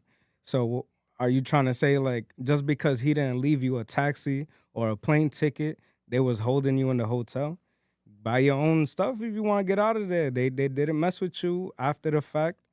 I guess whatever happened, they didn't like you no more, and they didn't bother you no more. No, I agree with that. She could have done whatever the hell she wanted to do. Because she could have left, bro. But for her to say, like, yo, they left me, But the main thing is, vehicle, why nothing. fly her out in the beginning, though? They already did what they wanted to do with her, you know? Yeah, but why fly her out to that? Because he just wanted some cheeks, so he just wants some And this Gracie was Bond cheeks. this was I don't know. after I don't know really. he declared their friendship, right? Yeah, because For All the Yeah. Dogs was years ago, right? 3 years ago, 2 years ago, For All the Dogs. I think 2 years ago. 2 years ago. And this was this year. So it's like Gracie, bro, mi amor, mi amiga, my love, my friend. I think Drake is just addicted to sex at this point or some shit. Like it might be that. Like it's like he's out here doing his thing. God bless him. Cap of the week. Let's call this the cap of the week. Is this cap or not? Leave a comment below. Do you guys think that Gracie Bond is lying? I don't believe that she's lying. I think she's telling the truth, but that's her truth. And Drake's truth is more than likely that he didn't really fall in love with her. He didn't really like her. He just saw her as a fling, and he's had many flings, because that's what he just chooses to do. Maybe, who knows?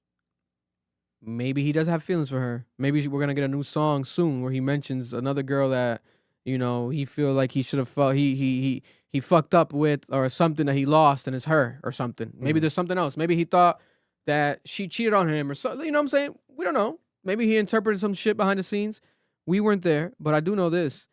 I don't know why this woman would lie, but cap of the week. Is it cap or not? Leave a comment down below during this segment right now. Is it the cap of the week? What do you guys? You think it's cap? I think there's some truth to it.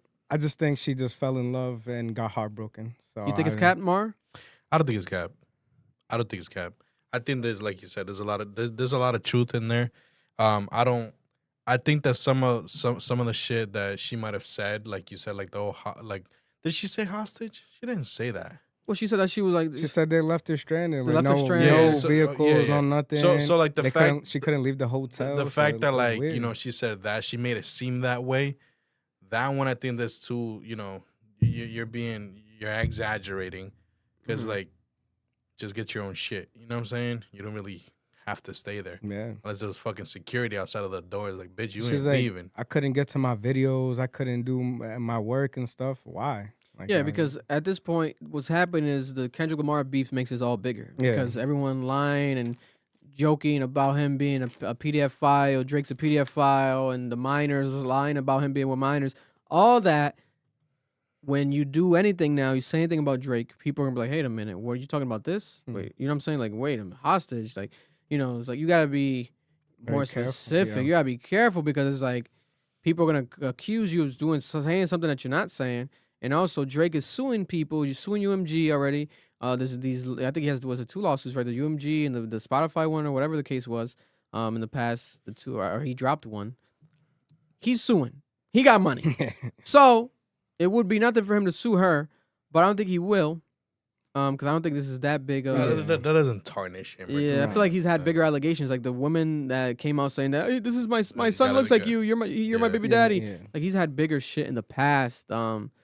Than this. That's And why I think he's laughing seem it like off. She's trying to go crazy and like really push this. Yeah. They're just everybody now. It's too late now to go back. So yeah, if you watch the show, Gracie Bond seems like a very sweet girl. Sweet. She seems very genuine. She doesn't seem clout chasey to that extent to be lying about being with Drake. She didn't want. You know what I'm saying? Like she kept getting pride about it with the producer. He kept prying her, asking her, basically like, you know, come on.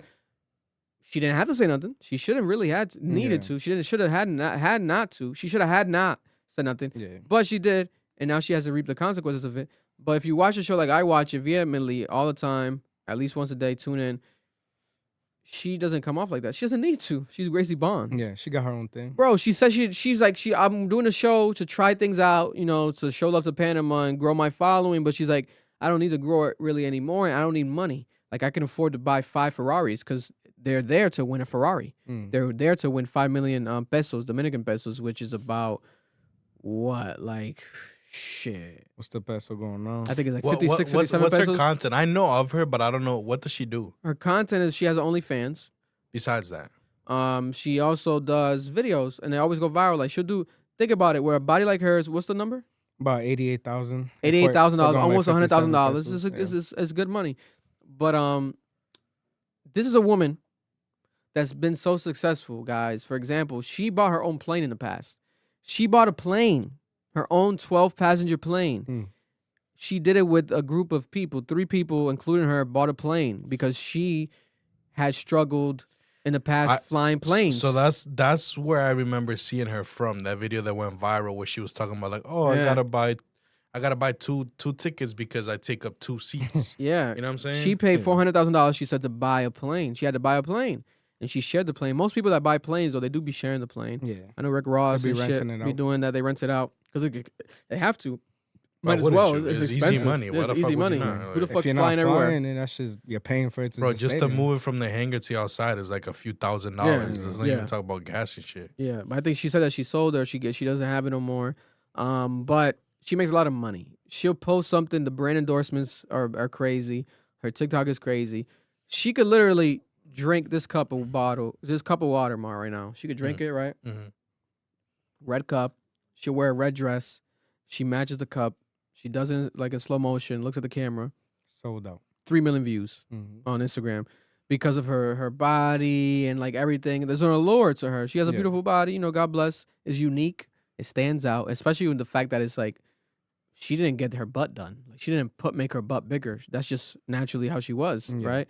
And she said, I forgot to add in the beginning. She said when Drake reached out to her is before she had the surgery, which what made her. She said that's what made her feel more like, damn, like this guy probably really does like me because I'm fat. Let me see what she looked like in 2020. But some people online, some people prefer her that way too. They were saying that like, oh, you know, she's more enhanced now. But I mean, she looked fine. She didn't need it, bro. She looked fine to me. Yeah. But definitely you can see the difference. Nah, she was. It's crazy difference. She was big, bro. Yeah, but she said that Drake. I gotta reached see out which during that picture time. it is then, because I saw one that was before. To answer that person's question that sent the chat and said, "Are we clapping it?" Oh my God! That's a lot. Damn, you held on to that. I didn't even hear that. God bless. Yeah, we got it. You know, but paid that good money for the question. You've Shit, been itching to go ahead. Let them know. That's a lot of cheeks, bro. To hold that up the whole night, cause she's doing a couple positions. You gotta get 2 of your boys to hold them, bro. You have to have industrial clamps, some shit to stay to keep that shit open, bro. Your boys gotta be there, something. Cause goddamn, bro, going at that for like 20 minutes, you cooked, bro. Like your hips is gone, bro. It's like playing 5 pickup games. That shit, damn, you got 2 positions, bro. She's either gonna be on doggy or on her back, bro. So maybe you could put it on the back, but that's not the thing. Has to be in the back. That's not, you want to do the doggy, bro. So that shit. That shit. You got duct tape. It's not you clapping. That shit's going around your leg. Bro. You got duct tape her butt open. You got to put some duct tape at the bottom of the cheeks and then put the duct tape on her back. That way her butt's just lifted the whole time. You got to put a hood prop on that shit, bro. Oh my God. You ain't deadlifting 300, bro. You ain't clapping that. Nigga. That shit. But cap of the week, let us know. So many Drake stories back to back this week. This shit, god damn. That one was the funniest one because I was like, hold up, what the fuck is she trying to say? What the fuck would happen at this Drake party? And it's not the co-signing the Drake baby oil. Like, are we gonna get knocked the Drake baby oil? Yeah. Like, what the fuck is going on? But I would love to hear like more clarity. If there's a party like that, there had to be people there. So they definitely are some witnesses. Someone's gonna come out and say something. She said she didn't sign an NDA, and nobody said it before either. About any party, Mister, so. what's going on? What's up, Papa? We are live filming, you crazy butt. Oh my God, that's hilarious. My son's interrupting. Love him. Speaking of Diddy and baby oil, Diddy guys is happy because he got the dicks that he wanted. Diddy is officially at Fort Dix. Round of applause for him. Let's go, bro. Diddy got the dicks he wanted. He was after the dicks. He got the dicks. Diddy's dicks. With no oil. He really thought that shit said Fort Dix, bro. That's why he went there. That's why he went. I put money. Diddy's at Fort Dix, and there's official new pictures for the first time ever of Diddy at Fort posted with Dix. the dicks? He's outside of Fort Dix walking around with Sebastian Telfair. Right, the former basketball player who's also in jail. He's in Fort Dix. What he do? And that's his first dick. Yeah. And Diddy is smiling, happy as fuck at Fort Dix. He got the dicks he wanted. I'm gonna show you guys the photo behind me right now. With no oil. You can't make this shit up, right? Like, he really wanted his dicks. He got his dicks. He went to Fort Dix. You know, it's like dreams do come true. You know what I'm saying? You gotta applaud it. Let the notes update. Let me just look it up on here. Diddy Dix. D-I-X, guys. D-I-X. Get your minds out the gutter. What you mean? That's the youngin way to spell it. No, it's the mind. Get your mind out the gutter. Telfair, Sebastian Telfair, right here with Diddy smiling. Look at him, Earl. Look at that, smiling at That was him. just geeking happy ass. Another photo right here where they smiling more. Diddy got his dicks. He looks Hey, old, bro, and he's surrounded by 4 dicks. Yeah, it's 4 dicks right Look at around that him. shit. 4 dicks around him right here. You see what I'm saying? Diddy happy as shit. Bro, he looks like the local dude at the 7-Eleven up the street, bro. Yeah, he's that happy looks as like shit. the dude that got arrested that Saturday night. The guy in the orange hat, people were joking, saying, "Is that Chauncey Billups?" Because it almost looks like Chauncey Billups. I was like, "Damn, it might be Chauncey Billups in this bitch." Oh shit! That'd be crazy. They got Chauncey Billups, Sebastian Telfair, and Diddy. That would have been insane. Why do beanie look like that, bro? Like just tips. It's kind of swaggy though. It's kind of swaggy. I'm fucking with that the beanie. gnome hat. Man. Got the gray hair. Diddy's teeth are whiter than ever before. I never seen him his teeth that white. I heard he got a job too. He's washing clothes. I think he's washing the underwear and shit. So Really? Oh, bro, he's pocketing. Gets to sniff the dicks first. Oh yeah, Diddy has look at you. reportedly started his first job behind the bars. TMZ says he's washing and drying dirty clothes, all the dirty clothes at Fort Dix for his fellow teammates. Nigga, teammates, my bad, inmates. At Fort Dix, bro, he's gotta do something. Gotta get that money. From going to I'll be missing you to nigga some dookie now in their fucking hands. Bro. God bless, man. Listen, to each their own, man. He wanted his dicks. You gotta give him his dicks. Got it. Young Thug texted Ian Connor, "Who's this?" Young Thug doesn't know who the Alchemist is. The Alchemist, famous producer, hip hop legendary producer. He doesn't know who the Alchemist is. Ian Connor sent him the Alchemist talking about him working with him, and Ian Connor was like, "You should make this happen. I can help you. Let's work with him. Make an album with him." Young Thug was like, "Who's this?" Wow. Everyone online was like, "Oh my God, what the hell?" I'm not too surprised. Young Thug said he didn't know. He never listened to like Andre 3000 or something, or he wasn't inspired by Andre 3000. Meanwhile, he looks like Andre 3000, especially back then. Like with the Andre 3000 clothes, the OG, like Outkast, Hey Now, like crazy fits, like very superstar, emotional, like just displaying your emotion through your outfit, like very electric, just appearance. Yeah. I was like, damn, he looks like Andre 3000. And he's from Atlanta, like Andre 3000. How the fuck do you not listen to or ever heard of really like Outkast like that if you came from Atlanta? You know, I think Young Thug's older than us a bit. I knew Outkast and I'm 27. I knew Alchemist and I'm 27. Bro. But some people be tapped out. Like people be tapped out. Earl, no, people be tapped out. This is not no regular guy though. Like I'm looking, this guy's worked with Lil Wayne, bro, Fabulous. Like you think Young Thug hasn't listened to that Wayne song, bro? He's had listened to the beat. That's some of the songs that you recognize that are like the biggest ones. Fucking. Because off quality alone, The Alchemist is a legend. The albums he's done with Freddie Gibbs are crazy alone. Alchemist is just nasty. The album he did with 2 Chainz and Larry June recently was crazy this year. With Jay-Z, The Never Ending Story, he did songs with Jay-Z. Fucking Fabulous. Even Lil Yachty, even stuff. Bro, this Mac Miller, bro. Like this. Hey Siri, what's The Alchemist's biggest song? The producer, The Alchemist. Drake has a song with him, bro. Like what? He's had to listen to his Meet the Grams by Kendrick Lamar. Was it Alchemist beat?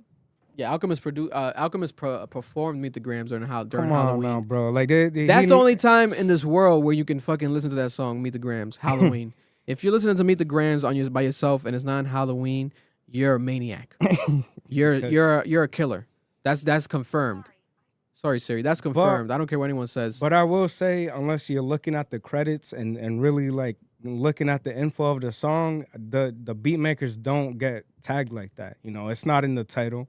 Unless they really, like, in the contract say you got to say produced by me. So I can understand that, too, where he just listened to the song and never asked, damn, who made this beat, I guess. I mean, I'll be honest. For example, me, crazy. I'm the type of person, I'll listen to a song and shit like that, and I'll fuck with it. I like the production. I'm not going out of my way to see who produced who made the shit. beat. You know what I'm saying? Yeah. That's just me, though, and I'm not an artist. Nah, so obviously, for me, it doesn't matter. An artist, you would be like, oh, shit, I fuck with this. I want to work with that person. But I do agree with Vic. Like some artists just be tapped out. Yeah. You know what I'm saying? Lil Wayne's one of them. Lil Wayne, no, not one of them. He's the one. He don't know shit. Lil Wayne, I love Wayne, my guy. That's my GOAT right there. But Wayne is the most tapped out rapper. He's Mr. Tapped Out. Like make him tap out like no Future, no. Lil Wayne's Mr. Tap Out. Like he's tapped out. Like he's completely disconnected. It's crazy. He'll work with someone and he forgot he worked with them. Yeah. He'll rap a verse and forgot like he ever even made the verse. They gotta give him the One thing lyrics, is not to remember the verse, but another thing is like I didn't remember even I even made this verse. When did I make this? Like damn, it's like you rap that much, motherfucker. But he actually does.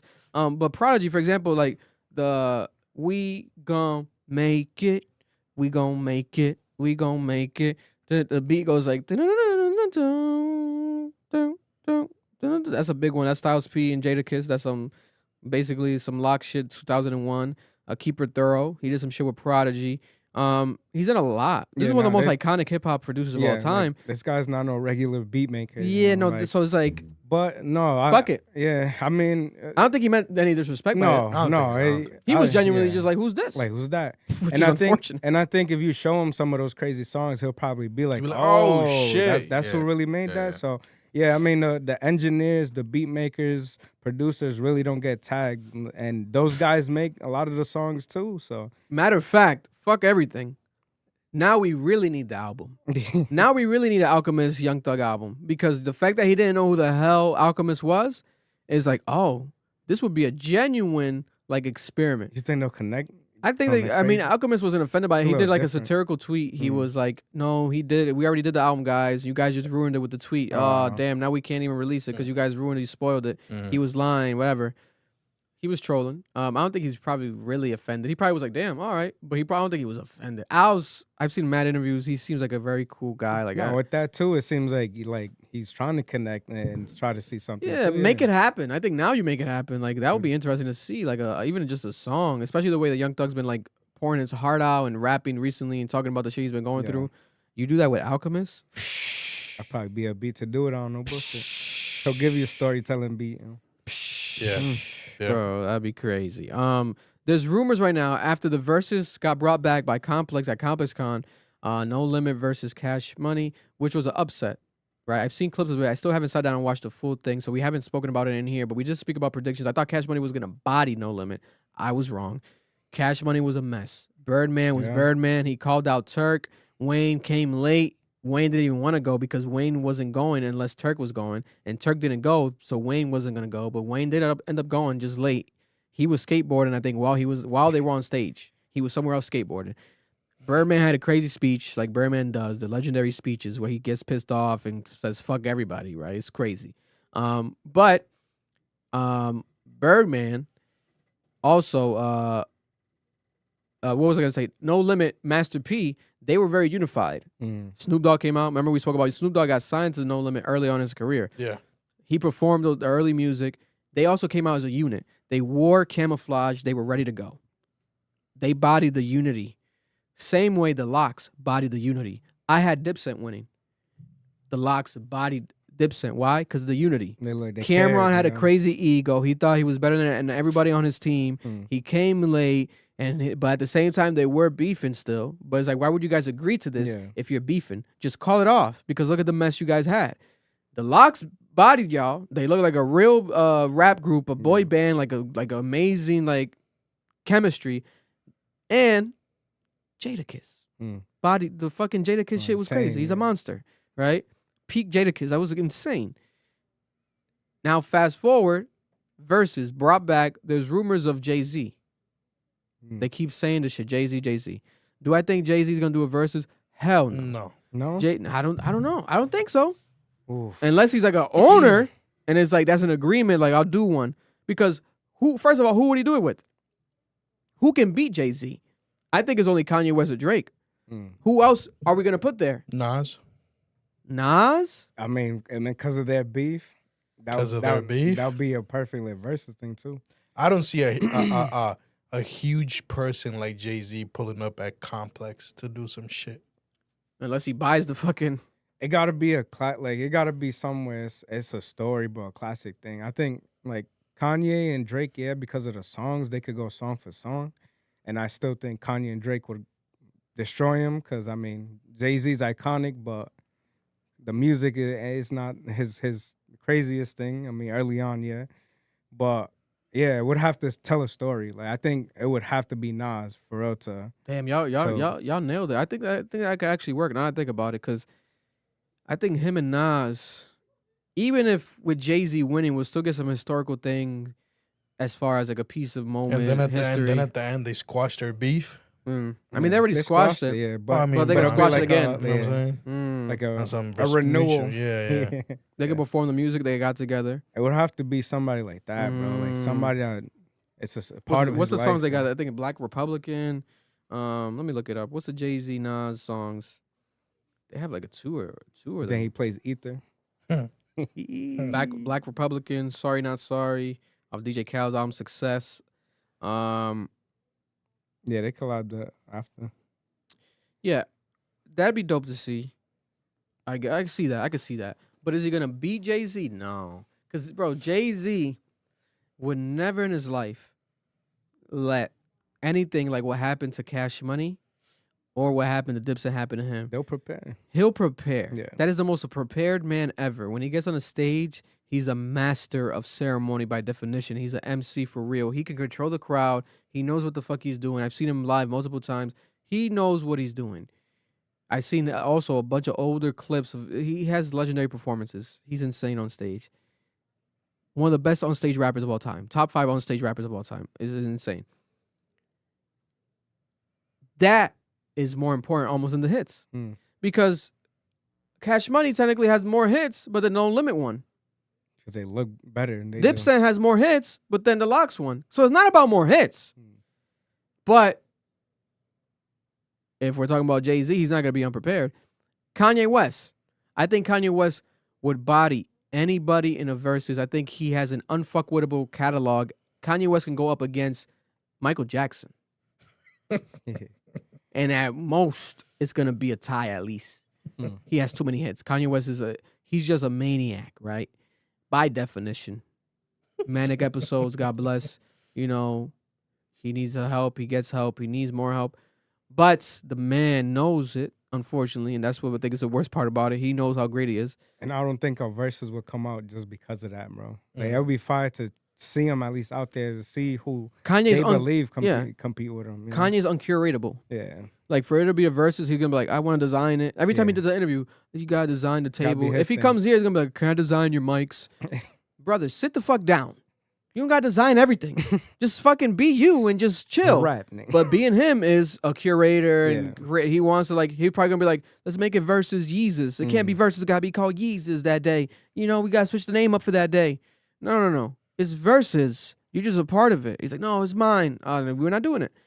And him and Jay-Z have a lot of history. Jay-Z is not, I think we're never going to see Jay-Z and Kanye West ever near each other ever again. Because Kanye West spoke about Jay-Z's children. That's done. I guarantee you guys. That's never happening again. And Jay-Z tried when the last song, or I forgot what song it was, where he mentioned to his mom, he was like, yo, I'm bringing him back home. Like, bringing, you know, but. Jay-Z cut off Dame Dash because of bad business. Yeah. You think that Jay-Z's not going to cut off Kanye West because Kanye West disrespected his entire family? Right. Yeah, no. Come on, bro. That's He's cut off. He's not going to fuck with him. Beef, that's bro. murder beef. Allegedly. We don't know. Rock Nation! Like Tory Lane's dad said. But, shout out to Rock Nation. Paper planes, hats. Send me one, maybe. I don't know. I'll wear it. Maybe. Some sweaters. I don't know. Please. I want to join the Illuminati finally. But when it comes to the idea of who else? Drake. Is Drake going to do a versus? No. I don't see Drake doing a versus. Nah. You know, and at this point, versus, maybe 10 years later, if they're still doing versus, it would probably be 10 years from now, maybe Drake and Kendrick. You know, like a legacy one, looking back at it. That'd be kind of cool. Eminem and Jay-Z. These are two, their names are too big, too. That's like, it can't, you know what I'm saying? They have to connect. They just have to connect with each other. Like, I don't know. It just has to be a story between it. You know? But I don't see Jay-Z beating anybody. The only one, I don't see Jay-Z getting beaten by anybody other than Kanye West. I think him and Kanye might be like a landslide. I'm not gonna lie. But Drake, I think, might win, but it would be close. Like it could be one day. Some days I think Drake could win, and some days I think Jay-Z would win, because Jay-Z on that stage is just a different animal. Because especially, fuck the. Let's say he says fuck the beat. He might do a verse a cappella. He might freestyle, do. yeah. That'll be crazy, bro. Yeah. Like if he just does fucking PSA a cappella or some shit, like some random things that has the crowd like do the beat. It'll be some epic shit. Yeah. Like that alone, it's like he could do PSA. Allow me to introduce myself. My name is Hove. H to the, or have the crowd like go with him and put the mic to the crowd. Hard Knock Life 2. Bro. And then Drake could do any song in his catalog. And I think it's gonna be it's gonna be rough. I think it depends who's in the crowd. Because if you have an older crowd, they're gonna rock with that Jay-Z, bro. But if you have that younger crowd in the vibe, they're just gonna. But then let's not act like it's not Drake though. It's Drake. It's Drake. No, for sure. But let's be honest, Complex Con, not a lot of old heads go to Complex Con. They would go because Jay-Z would be there. You know what I'm saying? Yeah. But Complex Con is not like an old head thing. But I think it's complex now. Shout out to my guy at Complex. I asked him again to double confirm, but he told me he's doing verses over there, like helping run that. So I'm like, oh, what do you mean? I'm waiting for him to confirm, because I think he means like that's ours now, or we're a part of it or something. Because I know they did Complex Con. Unless he just helped with that one only. But I saw that pretty interesting. Like, why did it bring it back versus at Complex Con? Yeah. Now, if Complex is part of the ownership or some shit now, or the distribution of it, then it makes sense. It's like, oh, that's why they did it. Because other than that, it was awkward. It's like, No Limit and Cash Money at Complex Con. When Yeet's the biggest thing at Complex Con this year, and you're doing different generations. Like, what do we... Doesn't make sense. Also, Drake is never doing one. Jay-Z probably never doing one. Does it have to stay in that world? I think it has to stay in the hip-hop world, right? Because it can't be... some like country music. Yeah, like bigger artist world. Like, I'm trying to think. No. Can't be a female either. Oh, you could do... Nicki and Jay-Z. They'd be smart. They'd be smart if they tapped into the Spanish world. Spanish could go too. No, but to go against Jay-Z, though. To go against Jay-Z. Oh, Jay-Z? No. Jay-Z's not doing it, bro. Yeah, no. If Jay-Z hasn't given us a Super Bowl, why the fuck would he do that? Yeah. Mark made a good point. Jay-Z would probably true, perform at the Super Bowl first before he does a versus. You know what I'm saying? And if he hasn't done that yet, we're not going to get in a versus. Come on.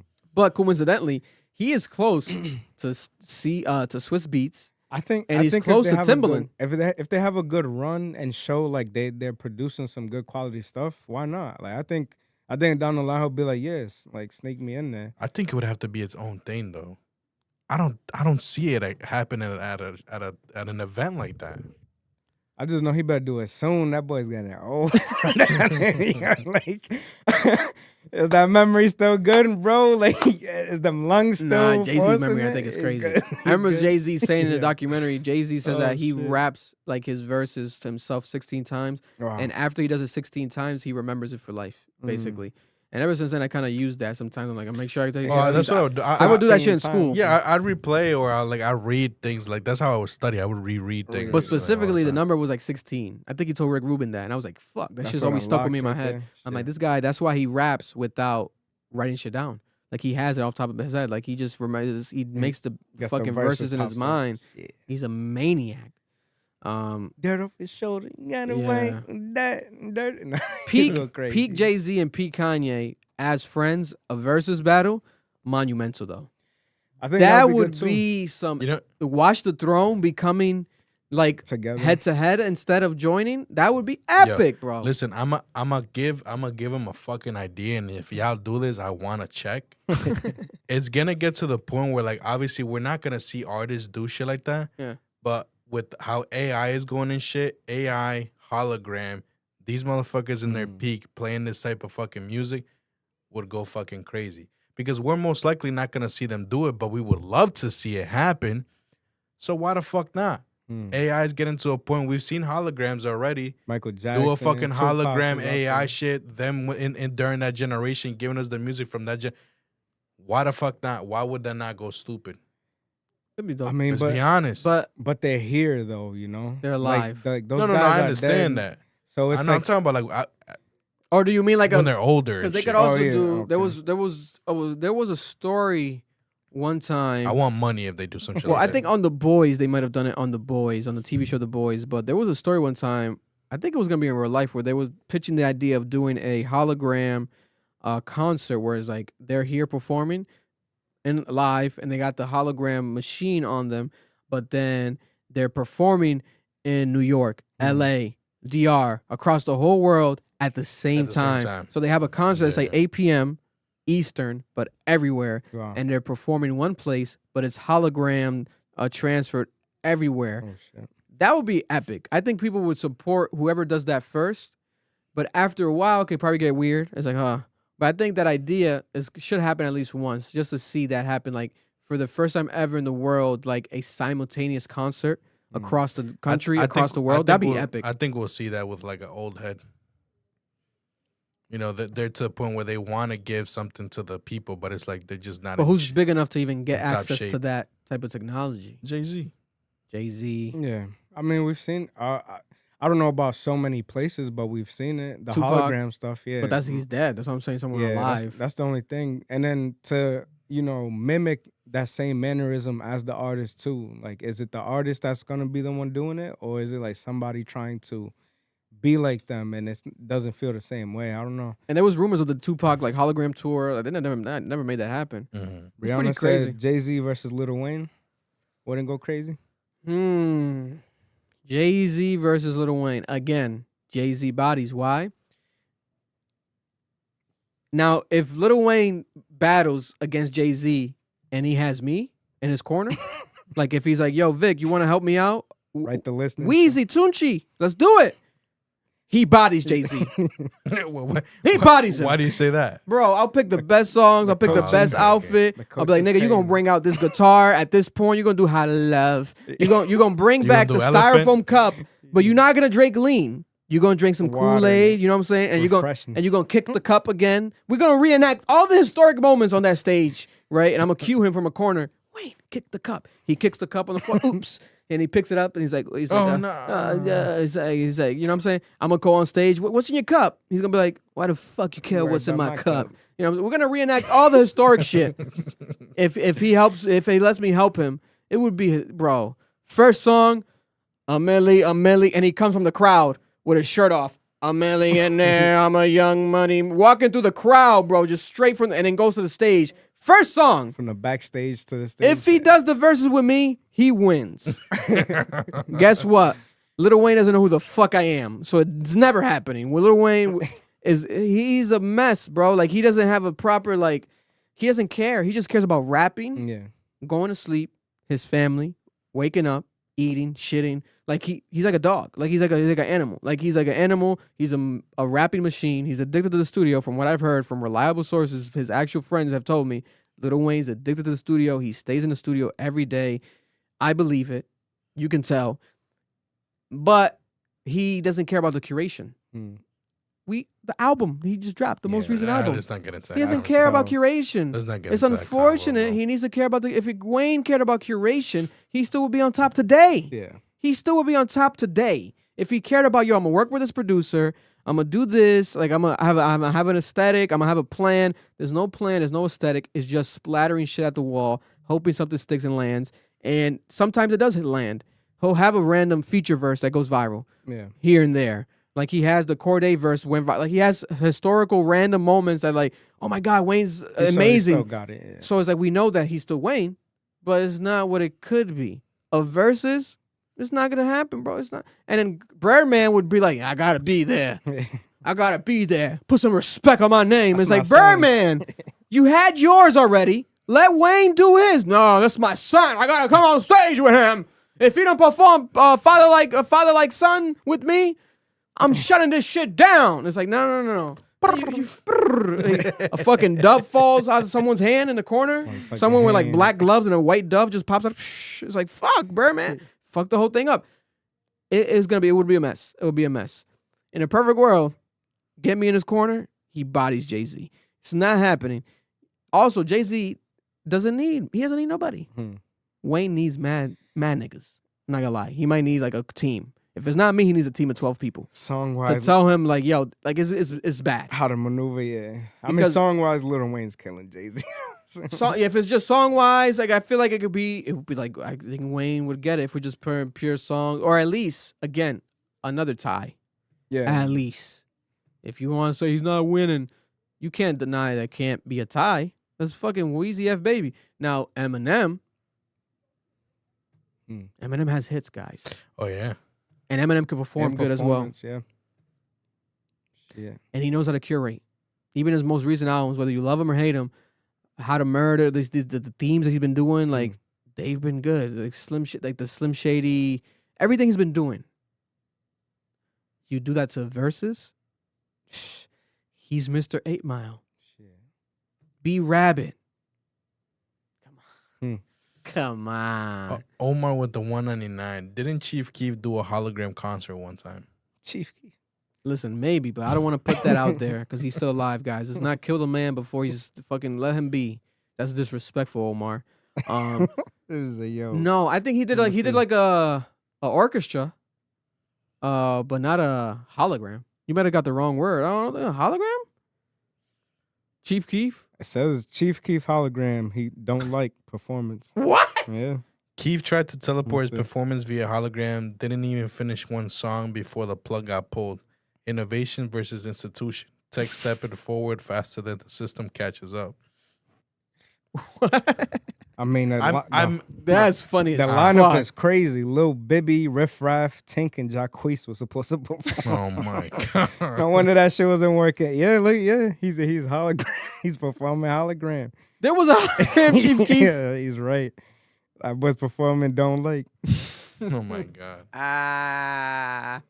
Yeah. You know some shit's bad when it disappears because think about it. Aren't we supposed to be Yeah, that shit was advancing in the bad. future?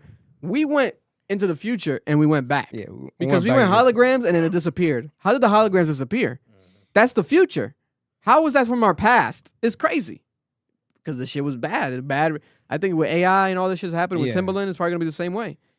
You know, Oh, you seen that shit too? The AI is already like got hit, like charted charting. number She's one. charting on the on the charts on a Billboard chart. Come on now. Not the Hot 100, like a major chart, but she's still charting. I think on an Airplay chart. I don't know. Yeah, that's crazy, bro. We played some of her songs in here. And it was decent. I was like, I thought It's it was like good. poppy, You know, poppy-ass. I thought it was good, but it's like, it's AI. Just doesn't. It feels weird, bro. I'm to, good. to say, and then to say you're But when I feel it's because of the fact that we know AI. For example, if we didn't know it was actually AI and we came across it, we'll be like, oh shit. That's probably the main reason too, for a lot of people. But that's why Again- they fucked up. Again, it comes They back should have to- lied. Comes back to the whole like being tapped out. You know what I'm saying? Like I said, I'm the type of person, I come across music and shit like that. I don't research these people. I'll Yeah. just go to their profile, see what their top songs are. Oh, I like these. I save them. I don't go check out who the fuck they are. You know what I'm saying? it's just that's what's gonna be promoted to us if that's the people who's winning. You know. Yeah. And they say I don't know. The MAGA BARBZ. If you ever thought Holy shit. that's about intense. something that's more powerful than Transformers, I think it's a MAGA barb. I think MAGA. a MAGA barb. MAGA. MAGA barb. Okay. We thought the barbs were already like undefeatable, like bulletproof, like crazy fan base. Yeah. You could probably Nikki could probably run for president and maybe get like 10% votes off of Barb just voting for her. You know what I'm saying? Like it's to that level, the Barbs. But then you add it to the MAGA world, right? MAGA is like It's even more crazy. it's like K-pop fans. Like it's crazy. It's like K-pop fans. Like if it's like the same type of level of like lunacy, no matter what they do, no matter what, like I'm cult, ride or yo, that dying. shit, hell yeah. I did like people literally were wearing trash bags, and they were wearing when Trump got shot in the ear. His fandom is so big that the MAGA was wearing ear patches on their ear, talking about we're here to we're supporting Trump your with ear. this. Supporting Trump, just pray for the guy. He almost died. Don't wear this. Don't mock him. How are you mocking your own guy? And then they mock themselves by wearing trash bags. It's like, what? But God bless. You add a MAGA to the Barb world? Shit. It's the biggest chemical formula known to man. Not even the fucking Powerpuff Girls can come up with some shit like that. Yeah. Like, that shit is crazy. This is a real thing now. People are saying that Nicki is MAGA. Why? Because Nicki over the weekend had 2 viral tweets. One of them about Trump and another one about Elon Musk. The Trump one was, Trump tweeted that Christianity is facing an existential crisis in Nigeria. We spoke about this a little bit at the hotel. Remember, because I saw the breaking news as we were at the hotel, the haunted hotel, which we're going to talk about briefly soon. Because he said that there is a Christian... we stand ready and willing to be able to save our great Christian population around the world. Thousands of Christians are being killed, he says, in Nigeria. Radical Islamists are responsible for the mass slaughter. I am hereby making Nigeria a country of particular concern, he noted. But that is the least of it. When Christians or any such group is slaughtered like it's happening in Nigeria, something must be done. I'm asking for Congressman Riley Moore, together with Chairman Tom Cole and House of Appropriations Committee, to immediately look into this matter and report back to me. The United States cannot stand while such atrocities are happening in Nigeria and numerous countries. Nicki Minaj posted this post by Donald Trump, and she says, regarding this, reading this made me feel a deep sense of gratitude. We live in a country where we can freely worship God. No group should ever be persecuted for practicing their religion. We don't have to share the same beliefs in order for us to respect each other. Numerous countries all over the world are being affected by this horror, and it's dangerous to pretend we don't notice. Thank you to the president and his team for taking this seriously. God bless every persecuted Christian. Let's remember to lift them up in a prayer. I didn't know that Nicki was this religious. I did not know that Nicki Minaj was Christian like this. She did have, I think, one song on her album. Did she have one song on her album about God, Mar? Yeah, right? The River one. Like River, she had it. It was pretty good. Great song. It was pretty good, beautiful. Right? And we were talking about like, wow, Nicki talking about God, etc. But for the most part, she doesn't come off like she, lives and dies by these Christian beliefs or religion, right? So for her to come out and then make a religious statement while using Donald Trump's statement as an example, you're bound to get, pun intended, crucified because of the fact like you already are going at Jay-Z, you are beefing with Cardi B on social media, people are calling you crazy, and then you post and show love to the craziest man of them all right now, Donald Trump, right? So people are like, what? So immediately, the MAGA barbs. There's MAGA barbs in comments. Some of her fans are pissed off about this. Some of her fans are supportive of this. There's people saying, well, she's just standing up for the Nigerians and the Christians are being killed. No one should actually be killed. That's what she's trying to do, etc. But I think there's a way to do that without you posting Trump. Posting Trump, I think, is specifically on purpose by her. It's strategic. I don't know if she's trying to get that fan base or she's trying to like almost be edgy. But there's something about it feels strategic because I've never seen her do like this. No, she's I mean, she might have Nigerian bloodline. I have Nigerian bloodline, but she's Trinidadian, I believe. She's from Trinidad and Tobago's. Trinidad and Tobago's, like Tom Hanks' son said, Chet Hanks on Atlanta. She also tweeted about Elon Musk. Elon Musk made this tweet right here. There are a lot of negative things in the world. There's a lot of terrible things that are happening all over the world, all the time. There are lots of problems that need to get solved. There's lots of things that are miserable and kind of get you down. But life cannot just be about solving one miserable problem after another. That can't be the only thing. There need to be things that inspire you, that make you glad to wake up in the morning and be part of humanity. Earth is the cradle of humanity, but you cannot stay in the cradle forever. It is time to go forth, become a star-faring civilization, be out there among the stars, expand the scope and scale of human consciousness. I find that incredibly exciting.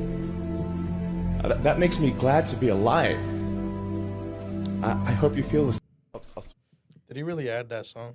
Intense ass music. Yeah, I think it was like a meme someone made of him, and he just reposted it. He does it a lot, where he'll like repost a bunch of memes. Like, there's so many memes and so many like clips of him, because he's Elon Musk. He's like the richest man of all time. So she posted this, and she said, "Life cannot just be about solving one miserable problem after another. Speak Elon, we're listening." But it's like, okay, you did also just highlight the problem with the Trump Nigeria and how we need to solve that problem. But you're like, okay, you don't care about solving problems.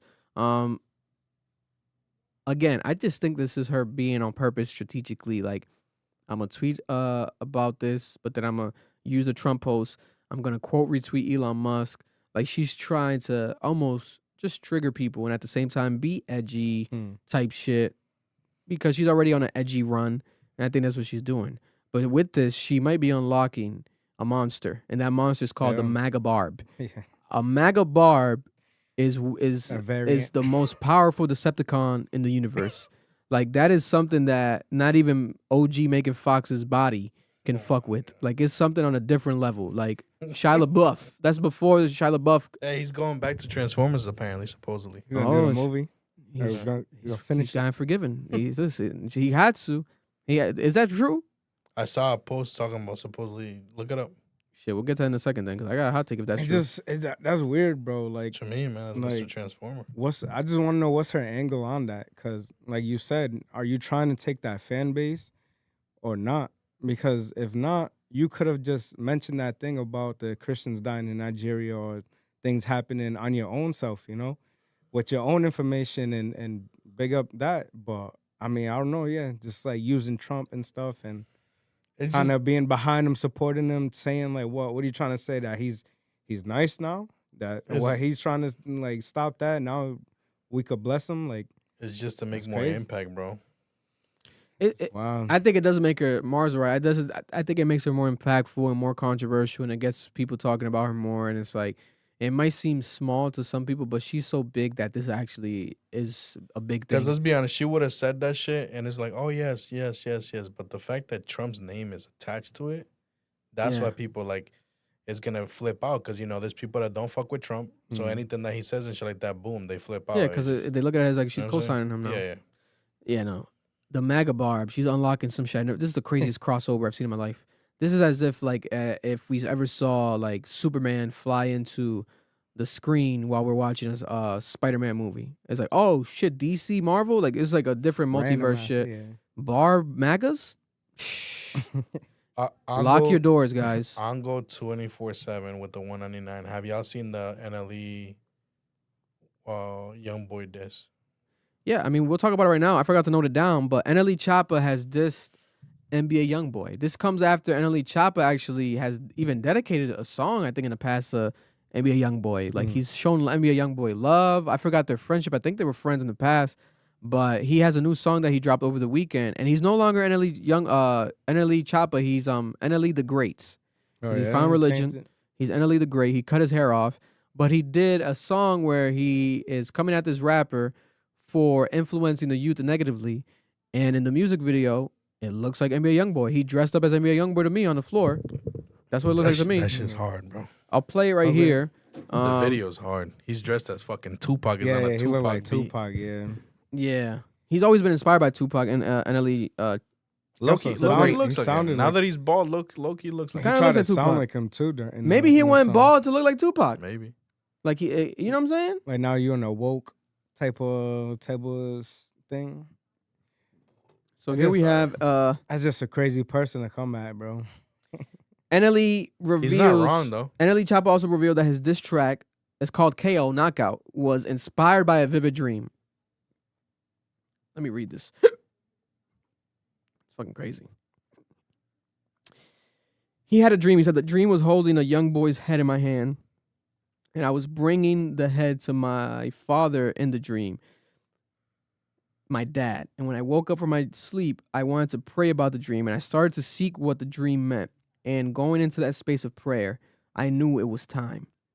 So when I first got the dream, I thought it was a dream from not the Most High. I thought it was a nightmare or something because it was so gruesome in a dream. It was like flesh hanging off the skull, mosquitoes, gnats biting at his flesh as it was deteriorating. And it was very vivid, and it was so vivid I can remember the smell and the dream, and even the dream. Sounds like a psychedelic trip. So when I woke up, I went into prayer about what it was, and I didn't know what to interpret at first. So I tried to not lean on my own understanding within prayer. I got the words and the things I needed to hear. After it was just execution, I never want to feel like my devotion is questioned. So the steps were ordered, and I did them. What the hell is going on? You could just say you just didn't like the guy. Yeah. The disc came to him in a vision. Yo, and we have, that was fucking crazy. But here we have let me try to find right here. Here's the disc. Nothing positive, nigga. You poison the youth. Nothing positive you do. You the Let me mute it a bit. I don't want to get copyrighted. reason niggas beating bitches thinking that it's cute. He said you're the reason niggas is beating bitches thinking that it's cute. Damn.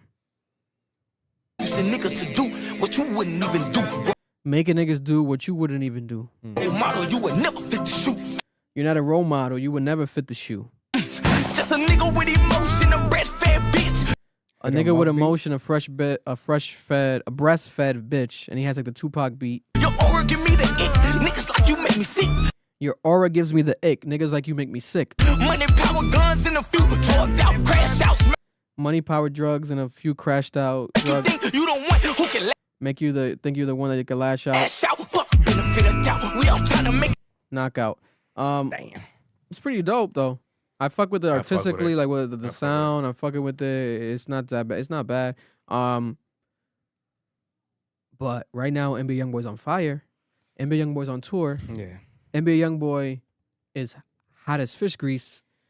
I mean, He can respond back and body Italy, and I think he is going to. yeah, there's definitely a song He's coming responding back. to everyone. Yeah, there's definitely a song coming out. I mean, I see where NLE Is he gonna be as this artistic? Nah, he's just gonna be Fuck no. 40, 100 guns and stuff. Well, he's on parole and stuff, so he can't show too much. But I do see NLE's point. You know, NBA YoungBoy has a crazy amount of pull with the youth. Like he owns YouTube with his music. You know, all these kids selling out arenas and stuff with kids.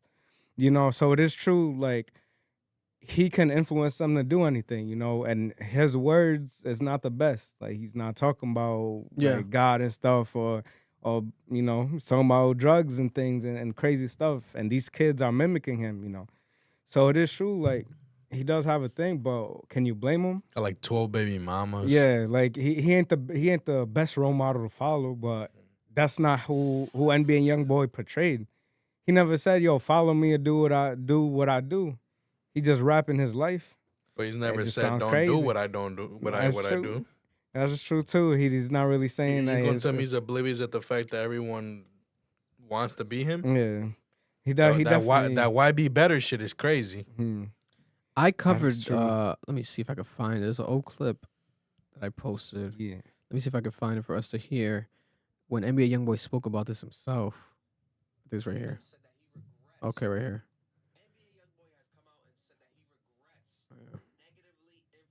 That sounds younger. Why does that sound so younger? NBA YoungBoy has come out and said that he regrets negatively influencing the youth. Okay, there you go. Listen to this. Look at the shit I spoke about. Look at the shit I put in these people's ears.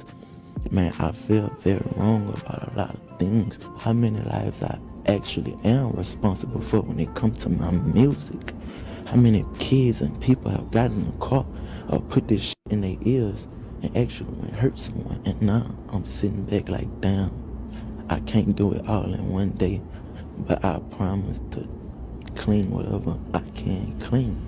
But it's gonna take time. I think this needs to be supported. I think this needs to be respected. Meanwhile, we have rappers like Lil Durk, 30 years old, still rapping about their ops. Meanwhile, NBA YoungBoy is younger than me, 23 years old, and he's maturing at a much younger age than his peers. I think that NBA YoungBoy is the future. NBA YoungBoy. Yeah, it was me. Million views on TikTok right there. I mean, that was when he was That was doing 2 years ago. the interviews in that Gravedigger mansion. Like he was saying that, you know, there was some things that he did kind of, you know, like it was like, damn, you know, I messed up with what I did, but I feel it though. Like People I regret it. A lot of people were killing me though, also because of the Dirk shit. But to be honest with you, when I said that at that time, even looking back at it now, it's true. It's still true. But I didn't think about their beef or whatever. Like I didn't mention Dirk. They get to take a shot at Dirk. Like, oh, YB. Like, you know what I'm saying? I was just thinking at the time about rappers in the scene. I was like, oh, Little Dirk. But then people were like, oh shit, blah, blah. Like you're bigging up YB, but you're shitting on Dirk, and they have the beef. It's like you're picking a side. It's like, oh shit, I didn't even think about that. I swear to God, I didn't think about that. But that interview is my favorite NBA YoungBoy interview of all time. I think it's with Complex in the hills, in the mountains, snow everywhere outside, fire. He gives me like Prince, Michael Jackson vibes during that interview. Like he's very like has this like creepy, sultry voice, but it's not creepy in a bad way. It's like feels like a moment when he's speaking. Like you hear every single word he's saying. And it's like it's wild. But that was the most powerful moment of the interview where he was like, I make kids do bad things. That's like, yes, you do. But ever since then, guess what? He changed for a while. Remember, NBA YoungBoy changed for a little. He's back to the bullshit again. Back to the bullshit again. You know what I'm saying? He's performing the Dirk's diss song in the same city where Dirk's boy died in Atlanta. In Atlanta, where King Von died in Atlanta, he performed a diss song in Atlanta. Shitting on Atlanta, right? I think he got the show got canceled in Chicago. He didn't perform it in Chicago. Chicago police shut it down, etc. I think they had like 400 cops ready or some shit, but they shut it down. I believe. Correct me in the comments if I'm wrong. I'm not the biggest YB stan on the facts recently, but I do know that he's hot as fish grease right now. NLE Choppa, I supported you with the Jonathan Majors shit. I felt like Jonathan Majors was taking some shots, and he came out and he says that he felt the same way after that interview. He says because Jonathan Majors, he feels like doesn't fuck with him because he, I guess, has flirted or joked about flirting with Megan Fox in the past. I mean, Megan Good in the past, NLE Choppa. So he felt like Jonathan Majors. That's why he was coming at him like read the Bible, bitch. He didn't say that, but you know what I'm saying. Basically, that was the energy. Like, read the fucking Bible again, bitch. I support you with that. With this, brother, don't go chasing waterfalls. Stick to the rivers, and if you found God and all this shit, don't be dissing people and don't be mocking people. Because they're going to come back at you. And God forbid he sees him. I'm going to pull it up just for context. They had beef. Didn't they see each other like at an airport and like almost fight? You guys remember that? Years ago. I don't follow him. It was like the young rapper like thing. Let me try to find it. But there was like MAB 1299 said NLE literally shot at his first baby mama. He ain't no role model. So pretty much saying too. Like, damn. Boy got a pass. People change, guys. People change. Damn. As a young boy, just say, I don't give a fuck. Let's see. I could have sworn there was like a clip in the past where they were like out and about. It was like a security clip. I don't know where the fuck is that. But I could have sworn there was like a moment where like he was at the airport. Maybe I'm wrong. Leave a comment if I'm wrong, but I could have sworn I saw some shit like that. Oh, right here.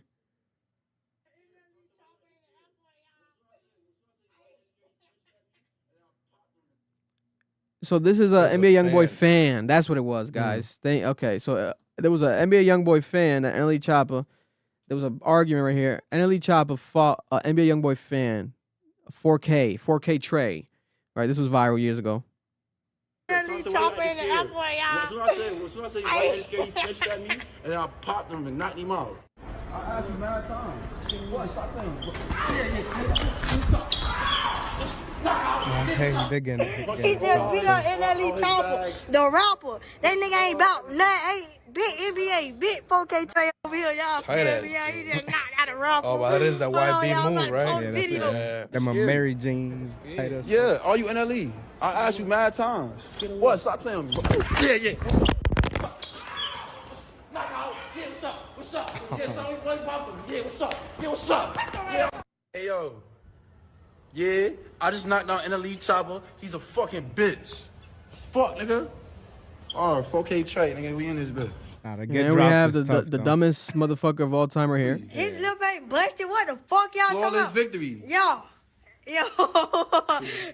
This one knocked out. Who you knocked out? Yo. And who the hell's with him recording? It has to be like a fucking. It's got to be like a midget from Baltimore. It's like an angry midget woman from Baltimore following him around in the YB fucking fans, airport. bro, 7 years What the old. fuck is going on? And she's like below. You can look at. She can't even record his eyes. she can't Like she's so down. Like how low is this woman? It's got to be a midget from Baltimore. He's dumb as fuck. But this is how fans go though. This is what fans be doing. YB don't even know who the fuck he is. Exactly. It's crazy. The amount of meat in the mouth is crazy, bro. But think about that. NBA YoungBoy fans are so willing to die for NBA YoungBoy literally fighting NLE CHOPPA in the airport, and now we have NLE CHOPPA again dissing him. Yeah, he's wild. You fucking up, brother. Because YB doesn't even have to send a Don't. message. Oh out, yeah, bro. yeah. Don't do it. like you just them boys will go after you. I think 4K Trey needs another you gotta one come with- back. Yeah. I think that might be a What the hell saying. I think that might not be his name. I think that's like a saying. Yo, what Big if 4K what Trey. if YB? Yeah, he might put him in the video, bro. He might put him in a music video, knocking him out. God bless. No, that's crazy. The round of applause for an amazing career. The biggest legendary scammer of all time, Rob Dyrdek. Rob Dyrdek, the biggest legendary scammer of all time. There's no one more legendary in the scamming world. What are you talking No. There's no one more legendary in the scamming world than Rob Dyrdek. Because Ridiculousness has now been canceled after 46 seasons, right? I was a gold mine, bro. I He was not found a gold mine, scamming, bro. He scammed the Listen. fuck out of MTV, bro. I was Yo, not scamming. That was the only Just because he was show running he playing. 24/7. Bro. You can't blame If him. you That was got- the if best you show. got- Bro, if you know got how it's money- scamming? You know how it's scamming? Rob Dyrdek made 46 seasons of Ridiculousness in 14 years. How the fuck you gonna squish 46 seasons of a show in 14 years? Rob Dyrdek How many episodes is was the season? 51 years old. That's almost as many seasons per year of his life. Shit. It's ridiculous. But he was getting paid like $34 million. I think I think it's per year. Because if it was per season, then that was crazy. But there was a moment in time in the recent years where that was all that that's all we saw on MTV. Bro, I think because of it, there was an MTV too. They had to do What'd a you whole find? other What'd you find? platform. Come Bro, on. they've done 1,008 shows. Bro. My God, That's insane. So, because I was thinking like maybe they squished like the shows like pre-recorded OD in a year, whatever. They did. But bro, 1,008, bro. Like how shit. Like what were they doing? Probably 3-4 a day or something. So That's it's how gonna they go it's crazy. gonna An end next episode was year. only an hour long. No, 30 minutes long. I think it was 30 Only minutes long. 30 minutes? Yeah. Yeah, so- Basically 20 minutes with commercials, Easy, 10 bro. minutes. It's ending next year. Dang. Final episodes that have already been previously recorded because Rob Dyrdek said like he They would been record recording that mad shit. episodes, bro. Mad episodes months ahead. They paid me $100 one time, Ridiculousness, for just for a clip Of that the sake. when I was drinking the sake, the funny sake skit that we did where I was getting poured sake in my mouth at the Mount Fuji The restaurant. for my birthday and Eric's birthday. Yeah, They wanted that clip. They Yeah, paid me yeah. $100 just to license it, just to use it for an episode. That's They never fine. used it on an episode. Oh shit! So they still. So like, they had so much fucking money that they sent me $100 and they never even fucking used nothing. They just it basically was free money for no reason, right? Back, yeah. Unless they use it now, that would be crazy. I doubt that they will, but imagine that. That goes to show you how much they were spending on this shit. He had what it was like $34 million a year. I think it was he made a salary of $40 million a year. Let's not talk about the money That's he made off crazy. the other shits. So Robin Big. Robin Big, Fantasy Factory. He had his shows. He ran MTV, bro. Come on, like, bro. he really ran it. He deserved that shit. With that girl with the laugh. Select seasons also stream on Paramount Plus, not just MTV. Damn, Rob Dyrdek got that shit on Paramount Plus. God damn. And fuck around, Netflix is gonna buy it, bro. The The now cast- it's not gonna be, and then that boy's gonna go crazy. And the cast and the crew found out the same week that everyone else found out online. So it wasn't like a Wow. prepared. They basically got a shocked hey, the show's over, right? Sources familiar with the situation told this Forbes that the company works to reimagine MTV for the future. MTV has not responded yet to this. Listen, other they cable need to bring MTV Cribs back. I was about to say like oh, it says right here, $32 million per year for its 336 episode per year deal. So he would produce 336 episodes per year for $32 million. What the fuck is happening? How much time is that? What the fuck? That's crazy. 30 minutes times 336 episodes. That's 10,080 minutes. Divide that by 60. Oh my God. Divided by 60. That's 168 hours. That's light, bro. He had bonuses. They would get paid. He says that they would get paid bonuses. And there was a $21,000 per episode executive producer fee that he got as well. And a rising $61,000 per episode on camera fee. Oh my God. Which quickly added up given the series' high episode output. Damn. Deer Deck earnings could rise up to $41 million per year in 2028 and 2029 because if Ridiculousness were to be renewed under its current deal, that's what it would be. So under the current deal, he got paid so much money that if they renewed it again, Ridiculousness, which they might somewhere else, right? If he stayed with that same deal, just keeps going, he would make $45 million per year in 2028 and 2029. That's fucking crazy. This man has this is the biggest scammer of all time. He has the best lawyers. He has the best like team. How is that scam? It's a scam, bro, because he just sits down on the fucking couch and just says, No, he was staying in the whole time. No, get the fuck out of here, bro. I love Rob Dyrdek, but come on, brother. What the fuck was that? Yeah. That is crazy, You know but it the worked. thing is, People would watch it. That's what I was gonna say. Back then, that content was hot though. Yeah. That shit was funny. That Tosh.0. Like, I mean, even way back when it started, you remember America Funniest Videos? Yeah. Like that's what the clips back in the There day. used to be websites where you would go. Like I used to sit down on the computer and do that shit all the time. It was like watch some funnystuff.com and bullshit like Yeah. that. You know, you just watch videos. Then Vine came out. Then you know what I'm saying, boom, you didn't really have to go. They went crazy, yeah. And That's wild. MTV Music, MTV 80s, MTV 90s, Club MTV, MTV Live, they're all ending December 31st of this year. Last day of this year, MTV is shutting down. But the main channel, MTV, is going to continue broadcasting reality TV show programming. But the music, you know, MTV was the world's first 24-hour music video channel. They're doing cuts. And they're cutting down the budget, you know. There's no money people over there. watching TV like that. Nobody watches TV like that, bro. They cut off Rob Dyrdek. The only thing that MTV had that people... That's probably why it fell off, because it was fucking... All the money's going to that. Yeah. But they brought back... You guys never end up watching the newer seasons of Jersey Shore? Never watched them? No, like after the newer ones. I watched them with Deja, like the new show. I think it was Jersey Shore or something. Like it's like a reunion. I haven't watched this since the Italy, so I think that was like season 3 or 4. And they had the Florida version, which was Floribama Shore, which was pretty good. Like the first couple seasons were pretty good. Rest in peace to the black guy on that show that died. There was a guy in that show that died, I think last year, this year, a short black guy on that show, Floribama. They tried to do Jersey Shore again.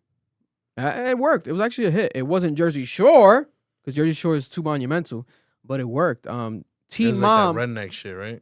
Yeah, kind of redneckish. Teen Mom was successful.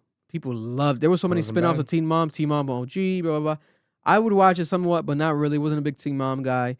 What's another rerun show they would have? Was it The Hills? What was that early reality show on MTV? Was it The Hills? Where it was like white people that were like a reality TV show, and they would kind of like break up with each other and like date.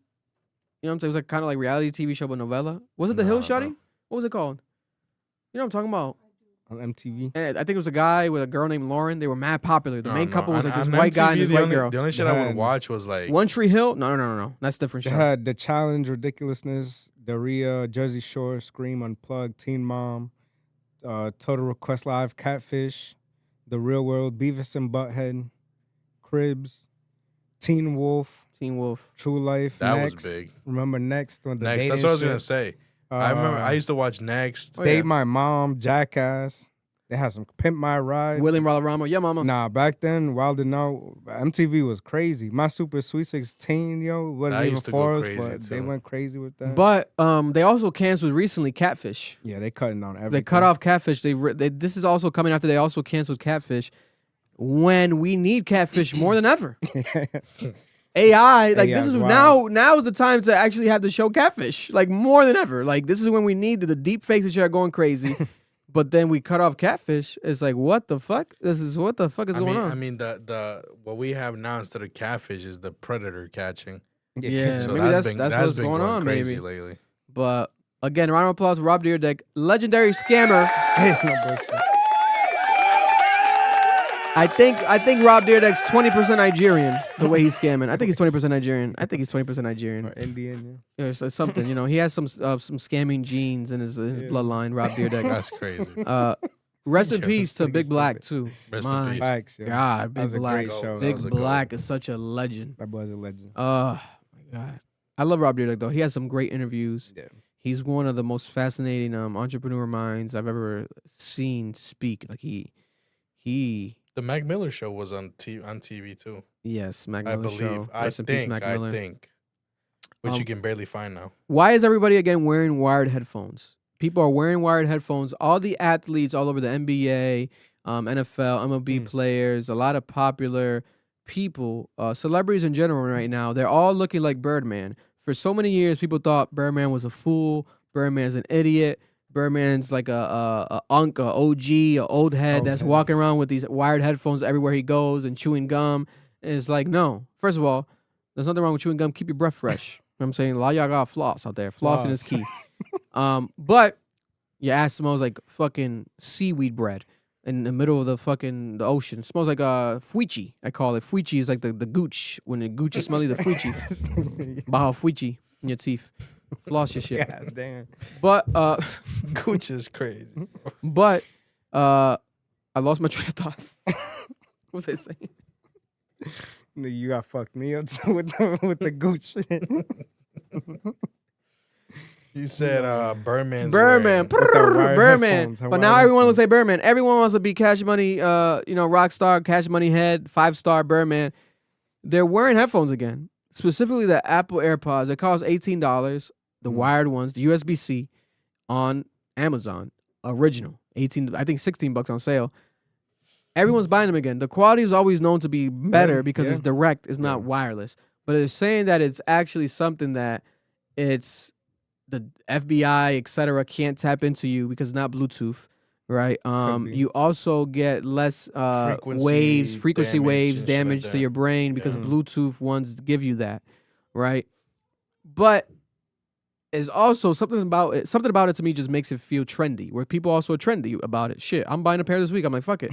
I'm going to join the trend. I gave you a pair.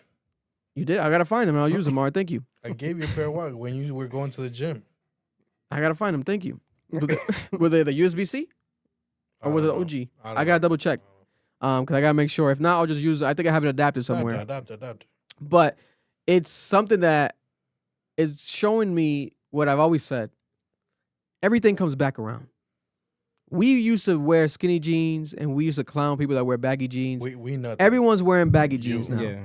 Right? Baggy jeans is the wave. And skinny jeans. If you wear skinny jeans, you look like a bitch now. I'm not going to lie. You're being called a bitch. At least online, maybe not to your face, but people are calling you a bitch. Especially motherfuckers that got no legs, bro. Like, you look like an upside down Take bottle. the jeans off. You know what I'm the saying? fuck you doing, right? Everything comes back around. We're going into the future. We spoke about it earlier. Holograms. No more holograms. Where's the holograms that they disappeared? Trends repeat, bro. Now we got the headphones. I feel like that shit's dying off. Like people don't want to wear the wireless headphones now. Like that's gonna be a thing. Like all these companies, Beats, Apple, they're all gonna start making wired headphones again. Mm. And they're gonna try to upcharge, do the premium shit and all this shit. They better fucking not. Keep that shit $18. I was shocked when I saw that. I'm like, Man, damn, I'm gonna buy this my is $18? I'm gonna buy my skull candies again. Skull candy, give a Bro. round of applause. Yo. Skull candy. Brother, Let's bring skull candies back. You Bro, know my what's, skull candies lasted me for Let's bring skull candies years, back. you know bro. what's insane? And the quality was better. Bro, one of my coworkers that I showed me over the head skull candy that he bought the other day, $130. I didn't know they get that crazy, bro. Let's bring wired? skull candy Nah, back. he had a wireless shit. That's why. Tell him he's dying. But you gotta think, yo, like sometimes it's annoying to have to wait to charge your headset, bro. I just wanna connect. I just wanna maybe, and especially too, after using them for a while, one headset gets lower than the other one. The quality fucks up. Now you got one headset blasting, one ear blasting, one ear not doing crazy. It's little things that gets annoying to the point where you're like, I'm gonna connect this and that's it. Don't have to worry about anything, the battery, nothing. And I don't know. So that convenience sometimes it's just like, you know? I barely wear my AirPods. But barely. Nah, And when I do, I just wear one. Mm. And trust me, bro, my AirPods, I charge them once and they last me like fucking wow. 2-3 months. I like the freeness, bro. And especially when gaming and stuff, having a wireless headset, my hands is not. I move a lot when I'm playing and stuff. My headset's so I'm always pulling the cord and everything. So I do like that. That I feel free. I can walk anywhere. But at the same time, I mean, there's pros and cons to both. But I see wireless. I've always lost AirPods. Yeah, that's another thing too. Also, I've definitely went. Them shits hurt my ear. Yeah. After a while, they started hurting my ear drum. So I don't know. You're never gonna lose wired headphones. I've always liked over the head headphones too. Yeah. They just look aesthetically pleasing. But those made a comeback with Apple. They have the wireless over the head ones. But I think those are gonna die off but too. those just like fucking like $500. Yeah, but mad people got them because I like what they do where they customize the little thing right here. And people paint on it. You can paint they paint like little art, anime. I've seen anime ones. But you it's can pretty do fire. that with those. Yeah, but nah, that shit look whack. But it's crazy because those The headsets, quality on the Apple shit is like nice. That what is that? Yeah. Like a material, porcelain, whatever the fuck it is. It's nice. It's nice to paint on. You it. can get them, I think, like on like Alibaba or some shit like that. Oh, yeah, probably. Allegedly. It's crazy though because cheap. those don't even come with like fucking the audio thing that I forgot what it's called. Like, it's missing mad features that the regular earbuds do. Oh, for real? Yeah, it's insane. But headphones are coming to make it a comeback, guys. Damn, Little Baby just tweeted right now a couple seconds ago. He says a song and video, new song and new video every Wednesday for the rest of the year. He's calling it Wham Wednesdays, strictly for the fans. Oh my God. Whammy. Listen, fuck it. I mean, for the rest of the year, I mean, that's probably calculated. That's probably just his new album. Because how many songs would that be? We have what? I'll tell you right now. He said every Wednesday. There's only 8 months. I mean, there's only 8 weeks left of the year. Every Wednesday, so there's 1, 2, 3, 4, 5, 6, 7, 8, 9. 9 tracks. Yes, It's just an album. Yeah. You're just rolling out an album, guys. Good Friday-esque vibe. Yeah, it's like back in almost the day. as Little Baby's version of Kanye West's Good Friday. He's Yeah. calling it Wham Wednesdays every single Wednesday.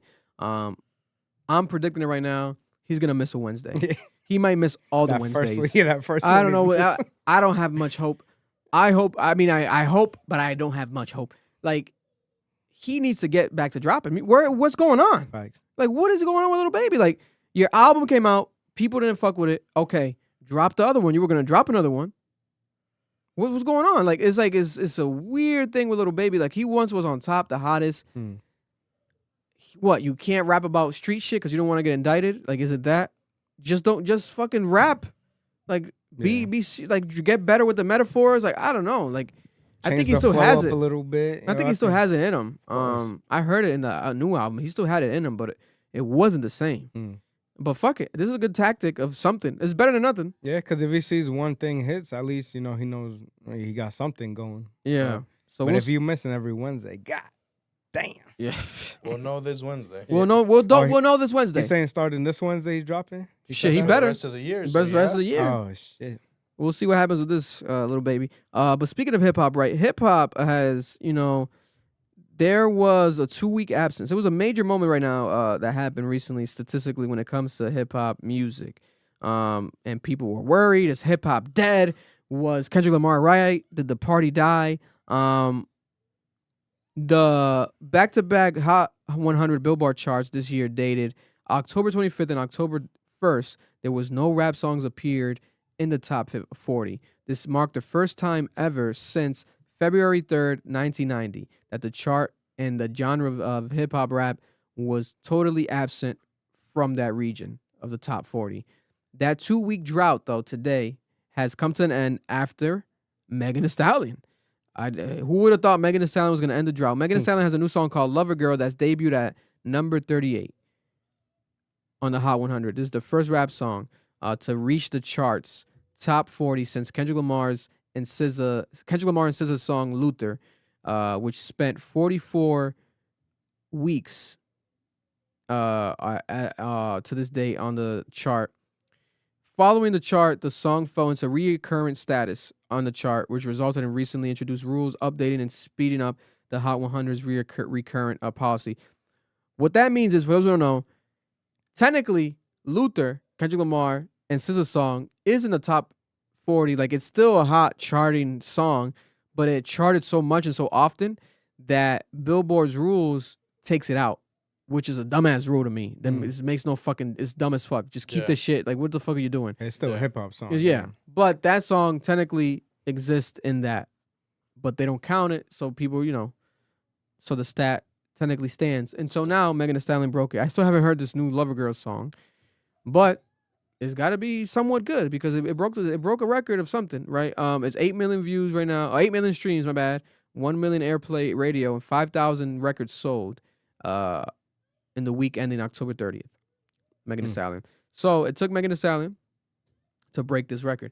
People were worried about hip-hop, etc.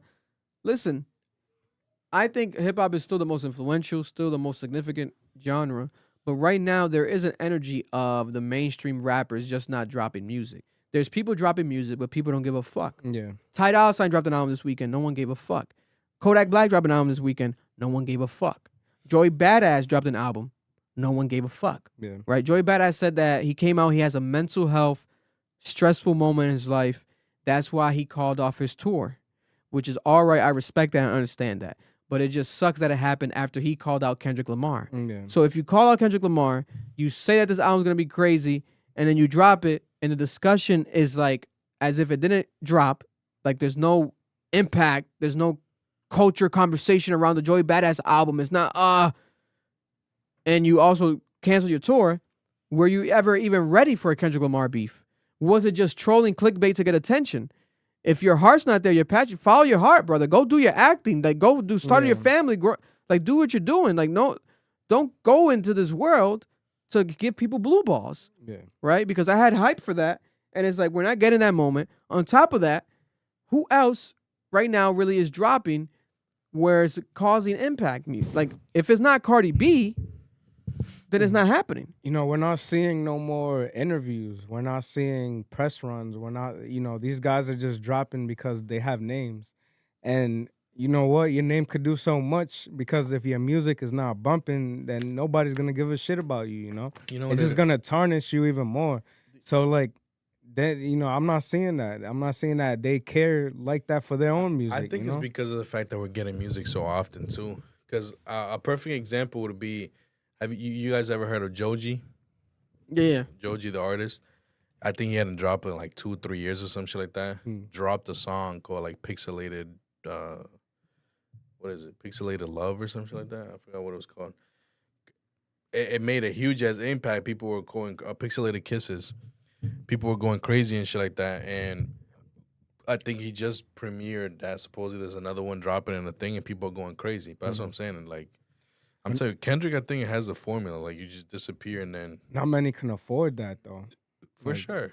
Literally. Like, for sure. But that's what I'm saying. Like, big artists... Right 100%. now, it's crazy. I was looking at the charts, right? When you look at the streaming charts right now, specifically, you look at the Apple Music streaming charts for hip-hop genre, when you look at the top streaming songs, it's old songs.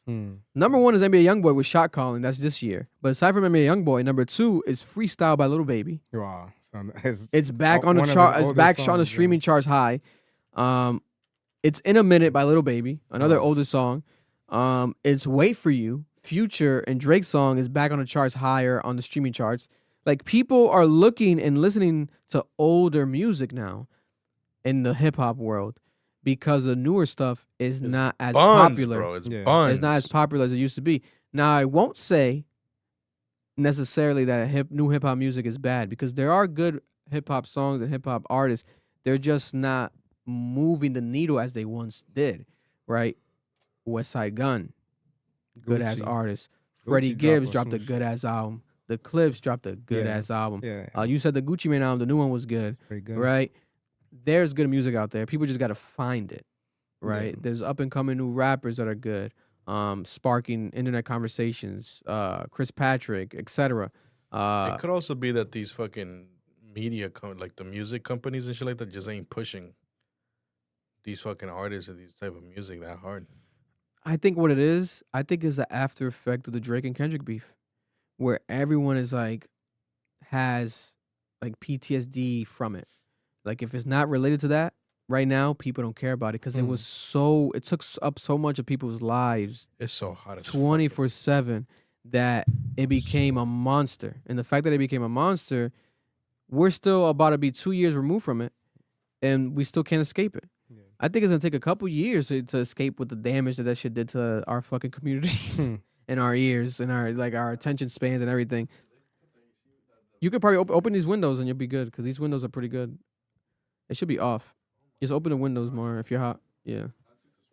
But yeah, no, that shit, I don't think is like, is hip hop dead? I personally wouldn't say that necessarily, because we still have the good artists out there. I just think that the energy, I will agree that energy's off. The energy is not the same. The mainstream hip hop is not the same. But there's still lyrical and there's still good shit. I think the best album this year still is the Clips album.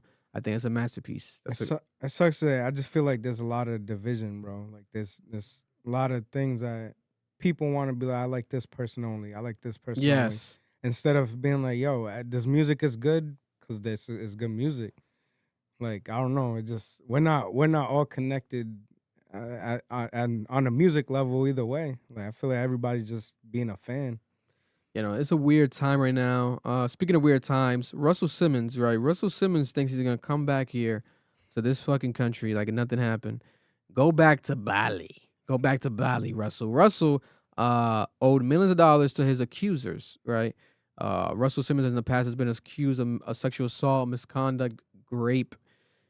He agreed to pay $11 million to multiple women who accused him of sexual assault. 2 years later, has he followed through with the payment? He's owed millions of dollars to the people that accused him in the past. 2 days after Russell Simmons got sent this article by Rolling Stone where they were reporting this, a lawyer for the three accusers told Rolling Stone the matter has been resolved, but declined to provide any new details. Russell Simmons also declined to comment through one of his attorneys. So it seems like Russell must have probably paid these women, allegedly, maybe what's it called, off the record, through settlement. Something's going on, but people didn't know this until now. Now it's officially been confirmed. To me, it seems like, in my opinion, this man definitely was creepy as fuck. I remember watching the documentary and reading upon a lot of these cases, Russell Simmons, and he seemed like very much a hornball. No one goes to Bali for years. He was in Bali doing yoga in Bali. All he does is yoga in Bali. Wakes up, does yoga in Bali. Goes to sleep, does yoga in Bali. No one does that just to do it. You're running away from something. And I think they're trying to make this seem like, okay, is he going to make a comeback? Is Russell Simmons back? Go back to Bali. We don't need you over here, brother, because unless you address this shit directly, which I don't think he's going to. Oprah, there was a controversy where Oprah was going to be in a documentary, but she bowed out of the documentary because she kind of was like suspicious about everyone else's validity in the documentary. So she declined to have involvement in the documentary. God bless Russell Simmons. He's a legend, but a creepy legend. a creepazoid. A freak ball. Like, don't they say in Philly? Freak ball. He's a freak ball. there's another Taylor Swift beef happening. Over the weekend, Halloween weekend, fans said that Kayla Nicole, Travis Kelce's ex-girlfriend, took some shots at Taylor Swift. She had a savage Halloween costume. Kayla Nicole's Toni Braxton, she dressed up as Toni Braxton this year, and their fans are saying that she took a shot at Travis Kelce. Right? This is Taylor Swift's fiance now. They're gonna get married, right? She dressed as Toni Braxton for the holiday, and she recreated the R&B singer's "He Wasn't Man Enough" music video. And she says she's an icon, she's a legend, she's Toni Braxton. People are interpreting this song and the topic about this song as shots to Taylor Swift. Right? They took it as shade. The comment section was full of that, celebrating, saying, yeah, you go, girl. This is how you have the last laugh. Said someone. They instigated this, right? Someone said this was a very savage move. No one is mad at it. Ha, ha, ha. Somebody gonna check Tay-Tay? Check on Tay-Tay? LOL. Fans are going crazy. Nicole's move shortly after Taylor Swift seemingly shaded the influencer in a pop track on her new album, Opalite, which said to be about the fiance, her fiance, Taylor's Travis Kelce, featured on her album. Swift appears to make reference to the ex-girlfriend, they're saying, Kayla Nicole, with the lyric that read, "You couldn't understand it, why you felt alone. You were in it for real. She was in her phone, and you were just a pose." The line implies that the pregame with the Kayla Nicole podcast host, she basically said that Kayla Nicole was with Travis Kelce for clout. That's what she was trying to say there in that line. In her October 2024 appearance on Angel Reese's Unapologetically Angel podcast, Nicole previously alluded to dressing up as Tiana Taylor for Halloween after her former New York Knicks player Iman Shumpert allegedly dumped her via text. In her interview, Nicole only refers to a famous figure as a singer, actress who was famous at the time, though it didn't take long for the internet to dig up pictures of Nicole dressed as Taylor from Kanye West's 2016 Fade music video. Whoa. So Kayla Nicole does this. She dresses up as her ex's girlfriends? Or the girl, or just dresses up in general. The petty vibes. Petty dress up costume vibes. She issued a scathing response, Taylor Swift, to Nicole via social media, despite being happily divorced from Tiana Taylor. My bad. Despite being divorced, she said, "Fuck the Iman part. I'm divorced and happily so. However, her choice of words were very distasteful and uncalled for." She said in a deleted comment she left under the shade room. She knew exactly what she was doing, and that lady was, she said she was famous at the time, and also said, "I don't care if I see it, blah, blah, blah, blah, blah." Kayla Nicole seems to be very petty. I'll play the clip right here. You guys let me know if you guys think that this is something where it's some pettiness towards Taylor Swift. I could kind of see it. Also, listen, she probably wants that boy back, bro. You can't blame her. You see him leveling up, going to Taylor Swift. You crazy, bro. A billionaire and getting married. Yeah, Travis just found a gold mine right there, bro. You know what I'm saying? She Hopefully jealous, not bro. for that, Here's a clip right here. So she reenacts the song. You know what I'm saying? Even though I took your husband, I'm not your husband. Even though I dumped, the song literally says, even though I dumped your husband. Taylor Swift's husband, Travis Kelce. This some petty, this some petty shit. Damn, I forgot about this song's lyrics.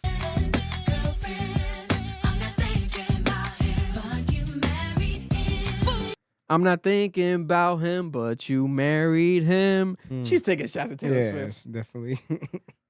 This girl, Kayla Nicole, is really a savage. This is like a month after she was on stage with Chris Brown, right? This girl don't give a fuck. After Travis Kelce, she really turned this shit up. She just went crazy. Like, she said, fuck everything. I'm going to just go do me, unapologetically. Listen, I'm all for it because what the fuck, what's Taylor Swift going to do? Punch her? You know what I'm saying? She could probably do something, though. Actually, let me take that back. She could, not physically, but Taylor Swift a billionaire. The boat gonna run out of gas. She gonna somewhere. blow up. She gonna blow up Kayla Nicole's boat next time she's on the boat. Oh my God! No, God, I'm just kidding, guys. I'm just kidding. Swifties, don't come for me. I'm just joking. Let's see if we capture any other line.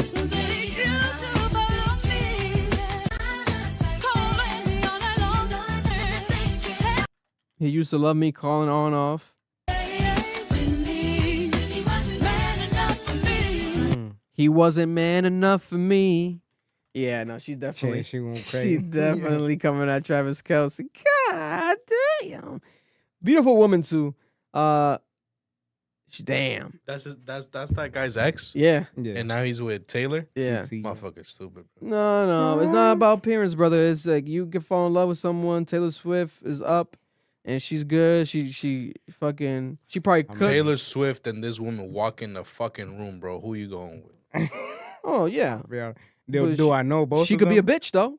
She kind of seems kind of bitchy right now. She's probably cool. I don't know, but she man. seems I don't bitchy know. towards And Taylor. Taylor doesn't.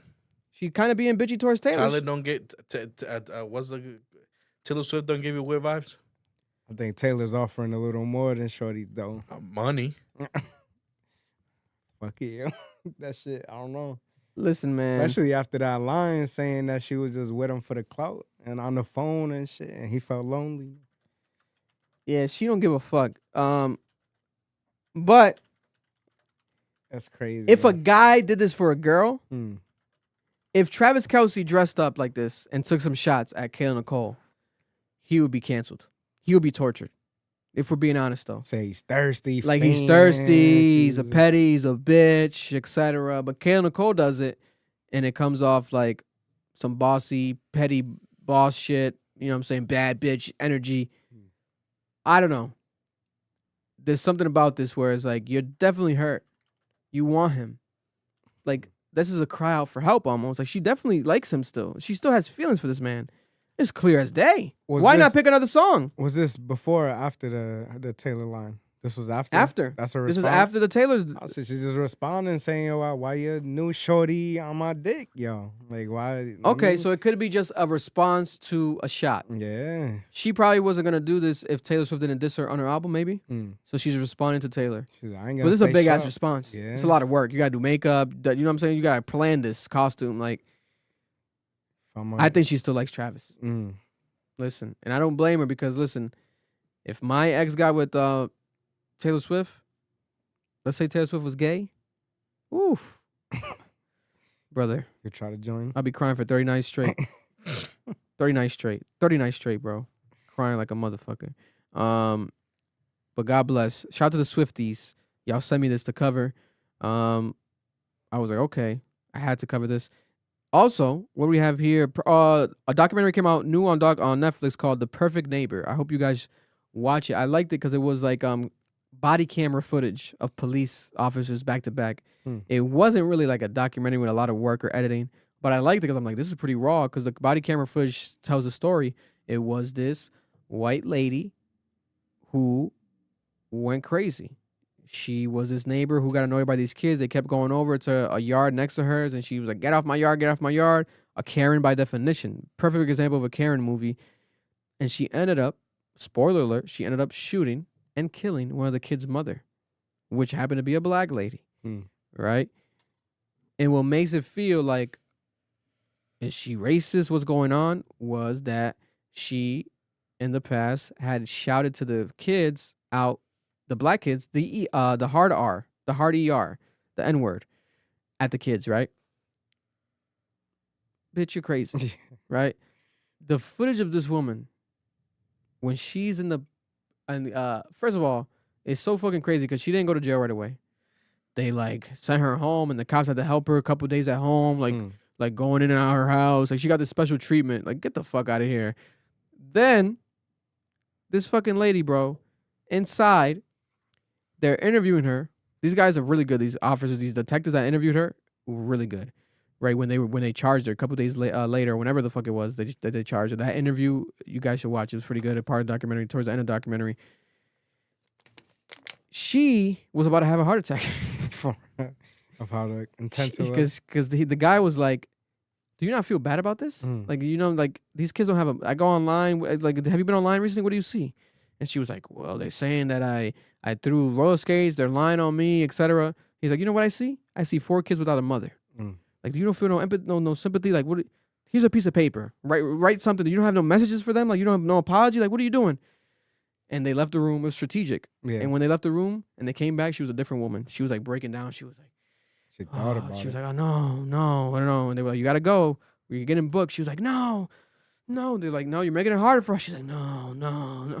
Nah, bro. It was crazy. You took a fucking life for no reason, bitch. Yeah, nah, that cooked, bro. No bullshit. That cop stuff is crazy because I had a situation that happened when I was in school, bro. That ended up 2 detectives pulling up and talking to me, bro. And all I've seen was that in shows, like how they just like team up and do certain things, bro. There was the one in front of me, mad cool. They got bro. you to snitch. Not hell no. I didn't think, but I was seeing how they was playing, bro. Like the one in front of me trying to be mad cool, bro, or thing. And the one in the back, bro, bitch, yo. He was just crazy. Yeah, yo, chill. Don't mind him, this and that. He would walk out. It's crazy how they play with your mind, bro. Nah, my roommate ended up having the same shirt on that we niggas got bagged on the day yesterday. So he did as pulled up in and niggas like, yo, you got the fucking shirt on. What the fuck are you doing? I'm like, that's so stupid, bro. But nah, that shit's crazy though. I'll play a clip of it right here. But there's people that's like that too that don't realize what's happening. No, and crazy neighbors happen. You guys ever seen that clip of the guy? I think it was during like the winter time somewhere. There was snow outside, and like the neighbor came over and just shot the other neighbors. Like he killed the neighbors, and then he went back into his house and killed himself. Wow. Like crazy over some bullshit. There's crazy people over like 100%. Someone I think shoveling snow on his lawn. Some bullshit. It's like these are the type of people that should not own a gun. Yeah. That's crazy people. Should not have access to a gun. They're not mentally stable. Knock on your door. You just knock on the doors and boom, shoot you right through the door just because different skin colors. That's why you got a peephole, bro. Here's the woman. All right, they left. Then they walk back in. She's writing. But you see, that's where I see, like, I fuck with the detectives, okay, but there is special treatment here. By you resisting, etc. If that was a black man in that chair, they would go at him and they would just charge him with resisting. Yeah. No, by the second question, they was pulling him out. They're pulling him out the chair and they're gonna charge him. But it's a it's a white lady, all right, Susan, which they're annoyed of, which in my opinion gives you more reason. You already dealt with this bitch for so long. She kept calling the cops, all this shit. You guys know that she's guilty. Ass, slap her in the fucking face. I would have dragged her. Slap that bitch. She keeps saying like, no what are we to doing everything here? you saying, bro. Like, what are we doing here? Would be like, bitch, you ain't the one with the authority here. Get the what fuck the fuck up. is this? Slap her in the face, right? She went on to serve 25 years, thankfully. She should have done life. But that shit is crazy, man. It's crazy. You gotta know what the fuck you're doing out there. And also, that's why I don't fuck with nobody. Yeah. You gotta be careful who you trust. If I was the kid's parents, I'll be like, listen, don't you fucking go over there. Instead, they were doing the opposite. They were like, yo, they can go over there. They can do what they want with their kids, which is technically the way. It should be that way. But this could happen. Yeah. A crazy woman could have a gun. I don't fuck around with that. My parents tell me go away from over there. I'm staying my ass home. She's lucky. She's lucky that she went to jail and the kids that didn't clap her shit. That's what she's lucky. Because God forbid something like this happens and they kill my mom, bro. Yeah, I'm bodying that lady. I'm not giving the cops time to show. No, you're gone too. Here's the clip of the kid when he found out his mom got shot. Crazy, man. Very unfortunate. I wanna let me pay condolences to her properly. JIK. Let me pronounce her properly right here. Justice for AIJIK. A GK. A Jike Owens. A GK Owens. This while the child were alive. This one neighbor who fired. To know why this happened. Mother, the protector. A GK. The woman died being her mother. It's crazy. Protecting her son. Protecting her family. Because she went over to knock on the woman's door. Like, why are you swearing at the kids? Why did you throw a skate at a pair of skates at them? You took their tablet. Like, what are you doing? Like, she had enough and she finally went over there. And the white woman shot her through the door. Shot through the door. Crazy. Fucking crazy, right? After the white woman called the cops. Instead of waiting for the cops to get there, She shot through the door. A hard-ass door. It's like, bitch, you could wait. Yeah, I mean, you don't gotta shoot to kill. You could also see if she didn't have nothing on her, like, it's just, And what if it was a can't kid? do it. Yeah. What if it was a kid? You know what I'm saying? But That's rest in people peace cook, to man. this woman. You gotta be careful. Yeah, no, this shit's crazy, bro. This shit is not a game. I have HBO Max on here. I want to show you guys this clip. Wait a minute. Wait a minute. Who are you? That fucking funny ass meme. 90 Days Fiance of my guy GINO. Bro, this guy, under the law in his state, I didn't know this was a thing. He has to be the father to his ex-girlfriend, ex-wife. She had a kid with someone else, and he has to be the father legally. I didn't know it was a thing. I think it's in Michigan. I was like, yo, this is some crazy shit. But it'd be laws like this. Oh, it's the wrong account. It'd be laws like this. You never know. Random laws like this just happen. Let's see right here. Haven't given you guys a 90 Day Fiance update in a minute. Bro. What is going on here? You know you can deny cookies on websites? Yeah, but sometimes they don't like show you everything, or some websites block you from. Oh, really? Using it, yeah. So they force you to accept it. Cause I was looking at that the other day. They was like, you can deny them because it's not good to accept it. I've been accepting cookies like that shit was like cookies to eat this whole time. Same. Meanwhile, you can just delete them. Yeah, but meanwhile, it's like, that's not the case. Hold up. Hey, yo. Not you. That's some Jasmine. But look at this. So this is that's the woman that's pregnant. Look at this. This is crazy, guys. GINO. Yo, GINO is basically Offset, but not a rapper. He's like Offset and Cardi. Yeah, 10 months into the marriage, she spent the night at this gentleman's house, and I found out. But we did agree to an open marriage. But we had rules for it. Okay. That she can only spend 2 hours with him per day, and not to get too close to him. Whose idea was open marriage? Was it yours or hers? It was hers. She was proposing it. And when I went... She was proposing it because he wouldn't give her a dick. He didn't want to have sex with her. So she was like, I have an open marriage because I could get dicks from someone else.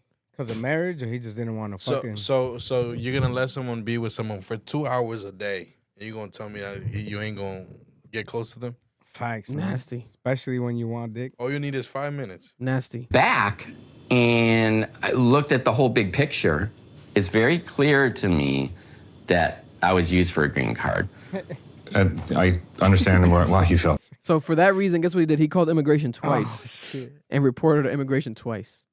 This nigga was wilding. That way. So what I did a few months ago is I reported her for immigration fraud.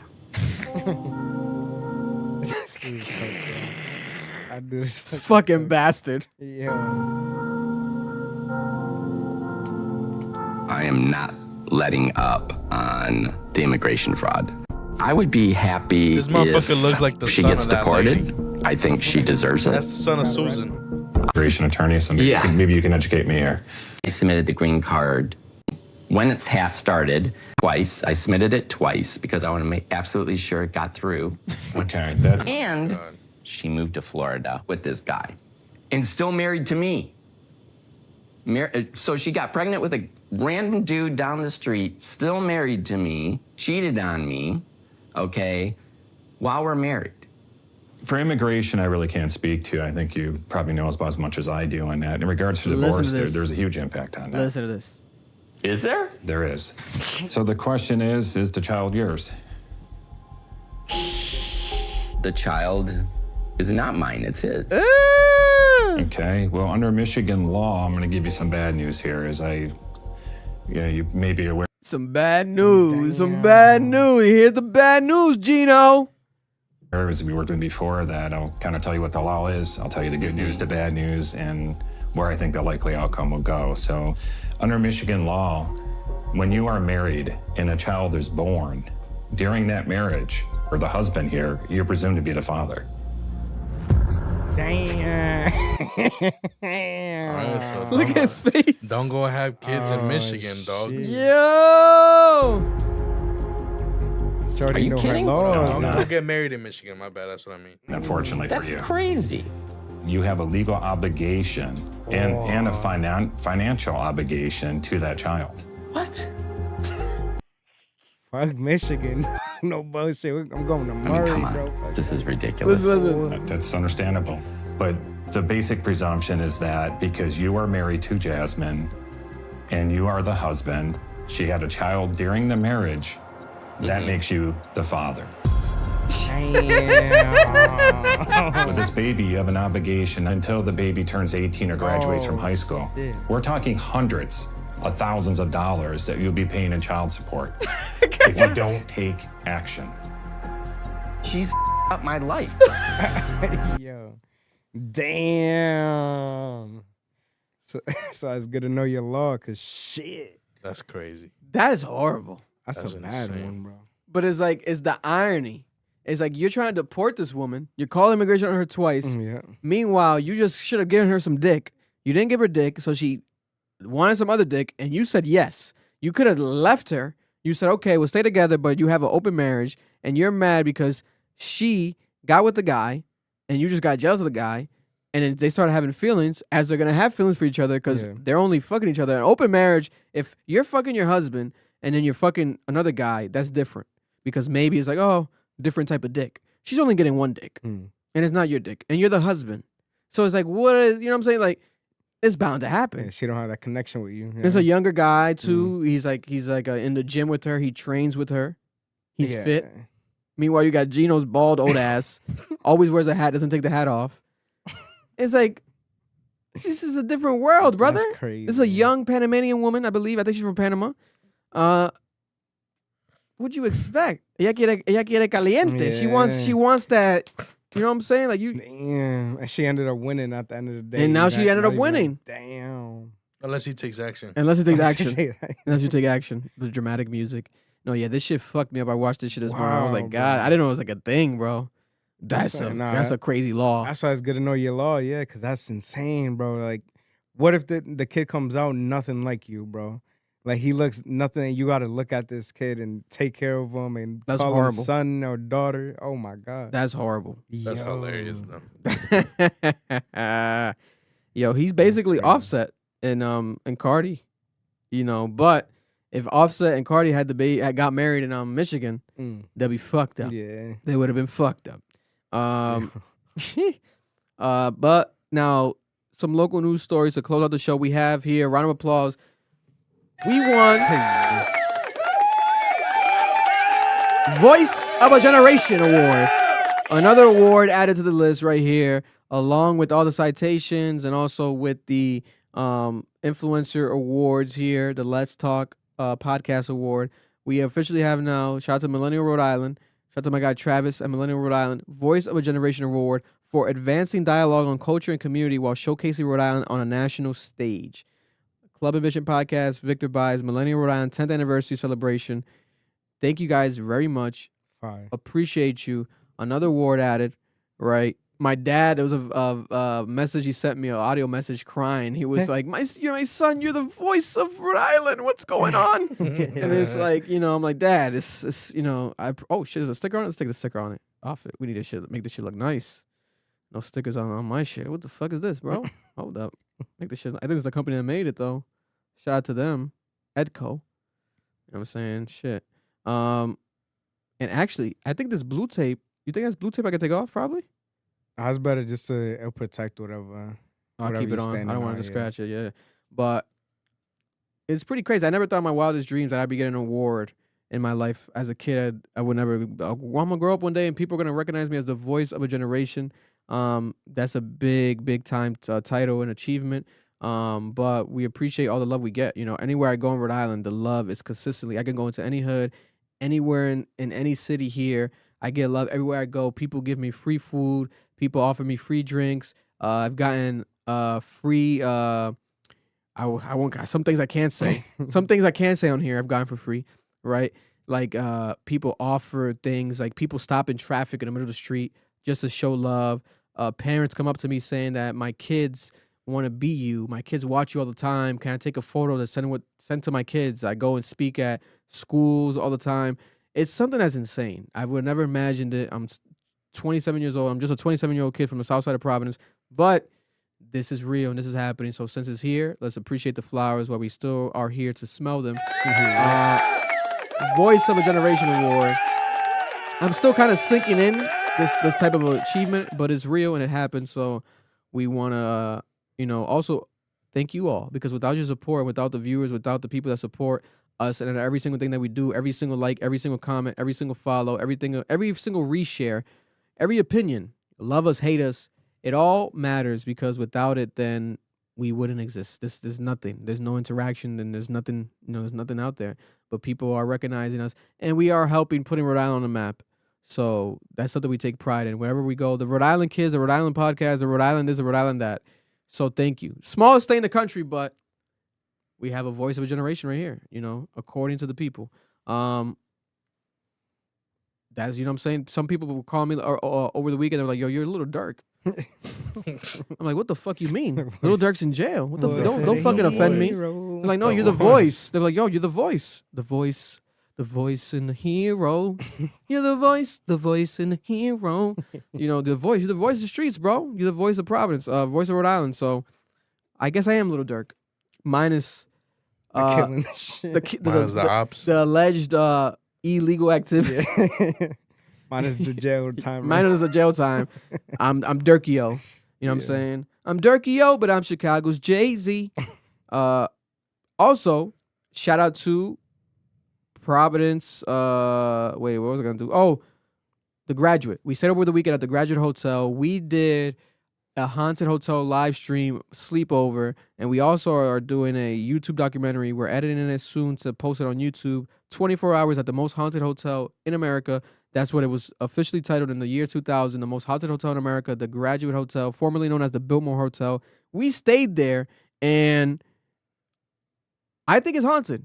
I don't think it's as haunted as people make it seem, but I do think it's haunted. You guys are going to see in the documentary we're dropping, but we experienced their weird energy. Yeah. There was like this big secrecy with the basement, this strange thing with the basement. We spoke to the security guard there. Yeah. The security guard was looking me in the eyes as if he fucking saw God. Bro, he had fear in his eyes. He had fears in his eyes talking to me about something that he didn't want to elaborate on. And I was like, what the fuck just happened? Yeah. Right? I didn't expect the security guard to open up that vulnerable to us. Yeah. He told us some things. It's going to be in a documentary.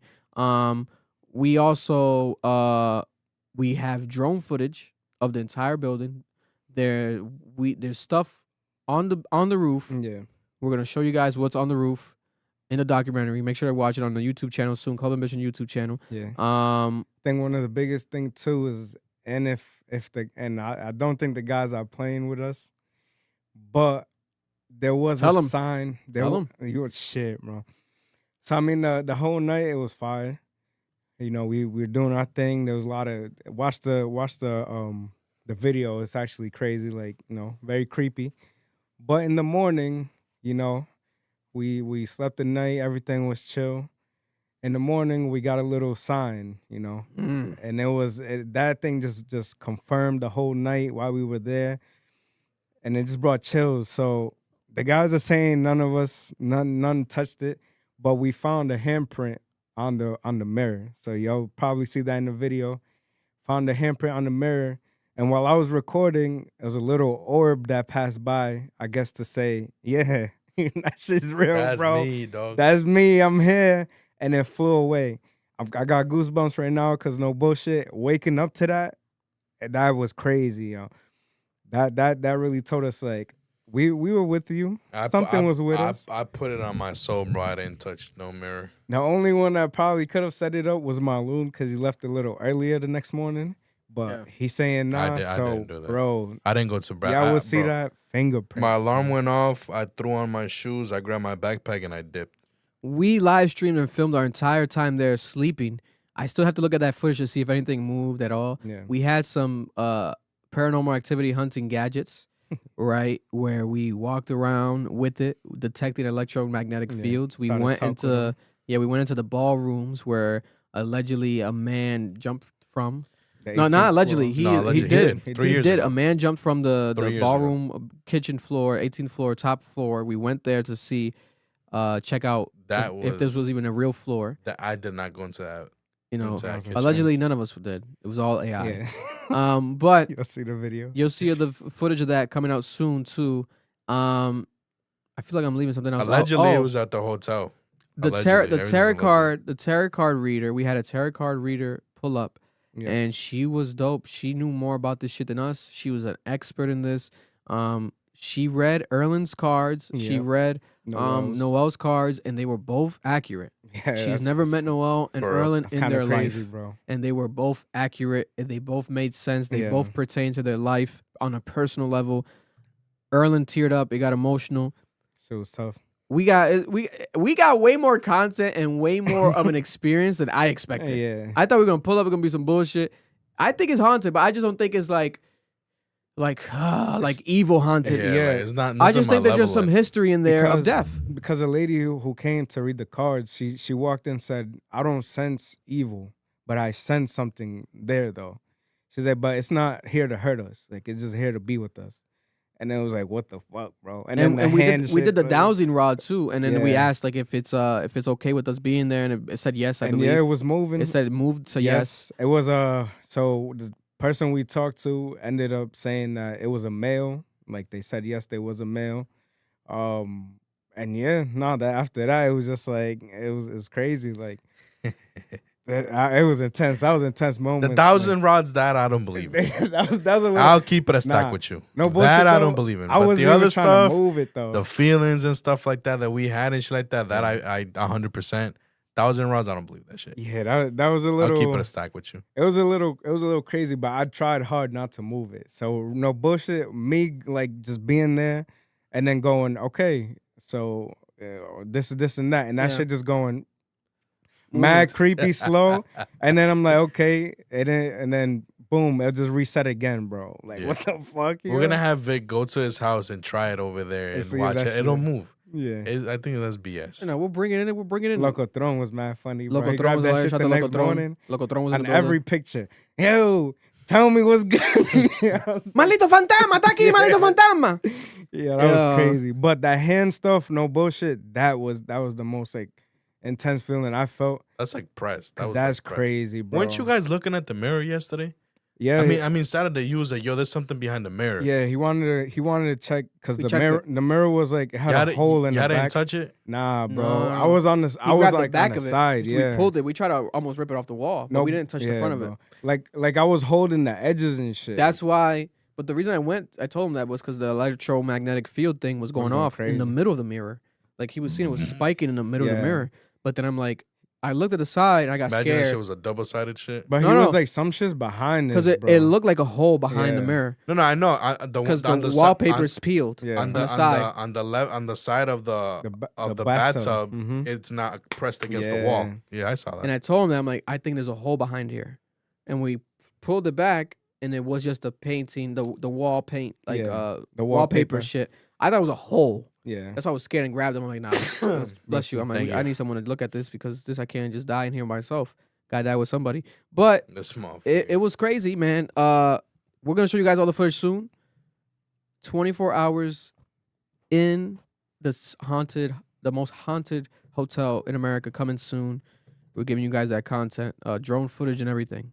It's some good content, man. I didn't expect it to go that hard. Like afterwards, I'm like, damn, we got a lot Are of we shit. gonna explore more shit? Shit. We'll see how it goes if we're not cursed, you know. Yeah, we did. After this, Just go get saged. We gotta bring one more professional there to clean us up and shit. But Bring a pastor. yeah. over the weekend, it was Halloween weekend. Halloween weekend is always crazy, but this might have been one of the most craziest Halloween weekends in Providence, Rhode Island history because there was 1,000 people. Not a lot of people are reporting on this, but I have footage that got sent to me of 1,000 people in the streets at that party going crazy. They had a party right on Radcliffe Avenue near the Providence College area after midnight, and there was a fight that broke out, and it was about 300 people fighting, going crazy. It was let me see right here. The victim, there was a victim specifically there that was bleeding and assaulted. He was bleeding from his head a lot. The victim was attacked by 20 men and lost consciousness. This man lost consciousness. The victim was unable to speak about what happened because of his injuries, and he was taken to the Ryan Hospital for treatment. This guy got beat up at this party by all these people, and he couldn't even speak. That's how badly he got fucked up, right? Dang.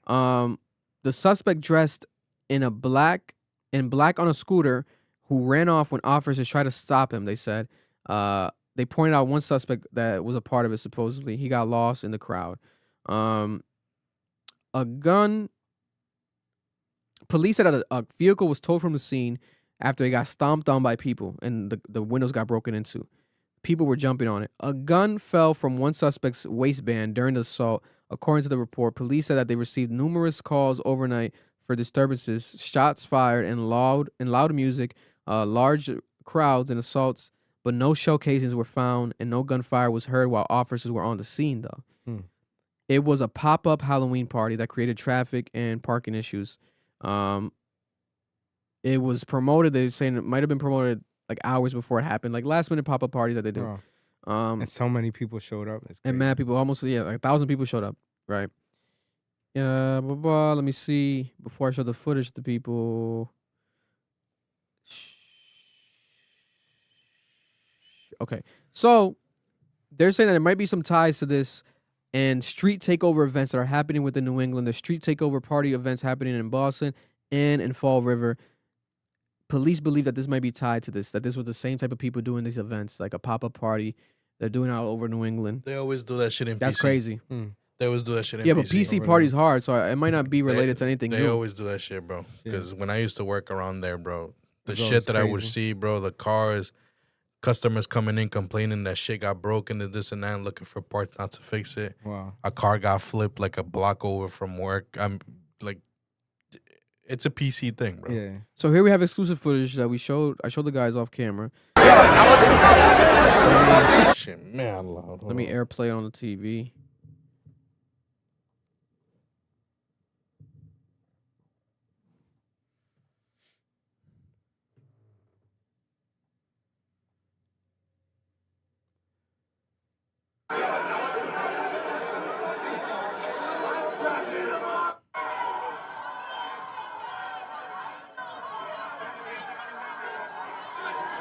Crazy. Packed.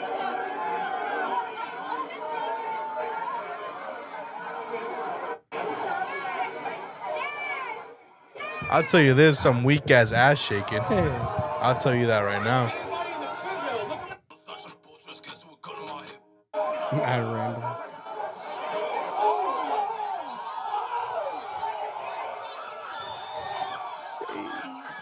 Is that if it was my car, bro, that blicky gotta come out, bro. A couple legs being taken out, that's crazy. Bro, I got a mean. That's crazy. Look at that. They're stomping all over this guy's Volkswagen. I got a mean ass breaker bar in my trunk, bro. A couple kneecaps would have getting fucking blown out. What, bro? And it seemed like they were passing by, not even parked.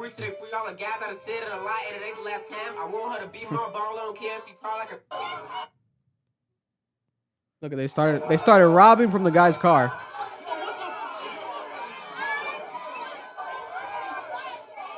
They took like what looked like an Amsterdam vodka bottle from the guy's car, a big bottle of vodka, and they took stuff from his trunk as well. For what reason, I don't know why, but this happened over the weekend here in Providence, Rhode Island. Now, this doesn't represent Providence. This doesn't represent Rhode Island.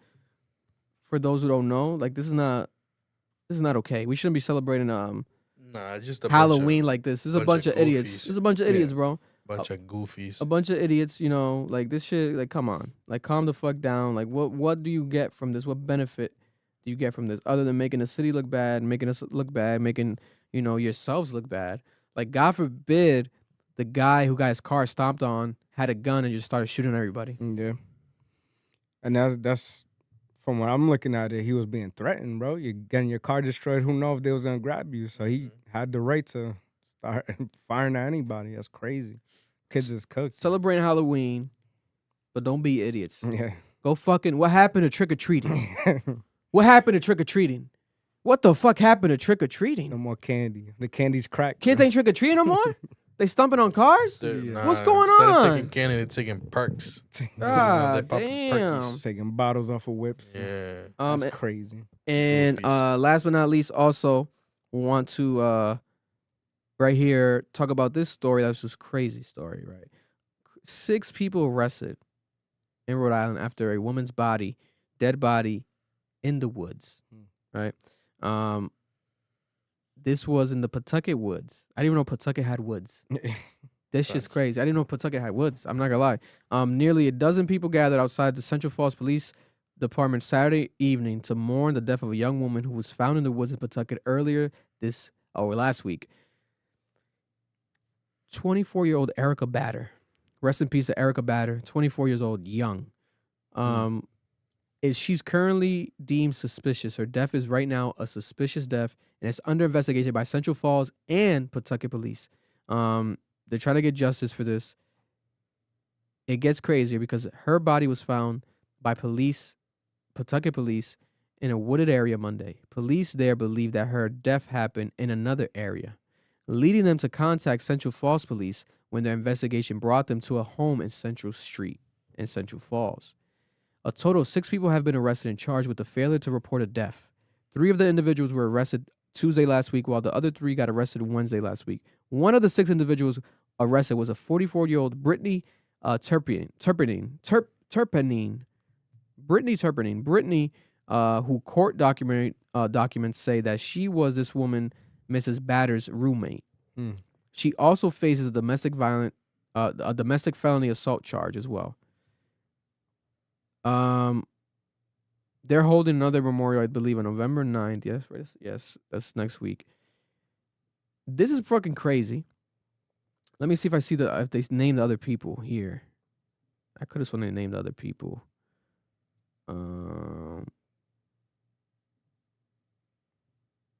Actually, let's pull it up. Let's show you guys the people. For it to be a 6-person connection, homicide or murder, that's crazy, bro. Yeah, it's just wild. That's a lot of people. Right here. Yep, that's them right here. These are 6 people right here. 3 white men, and 3 white women. It seems like.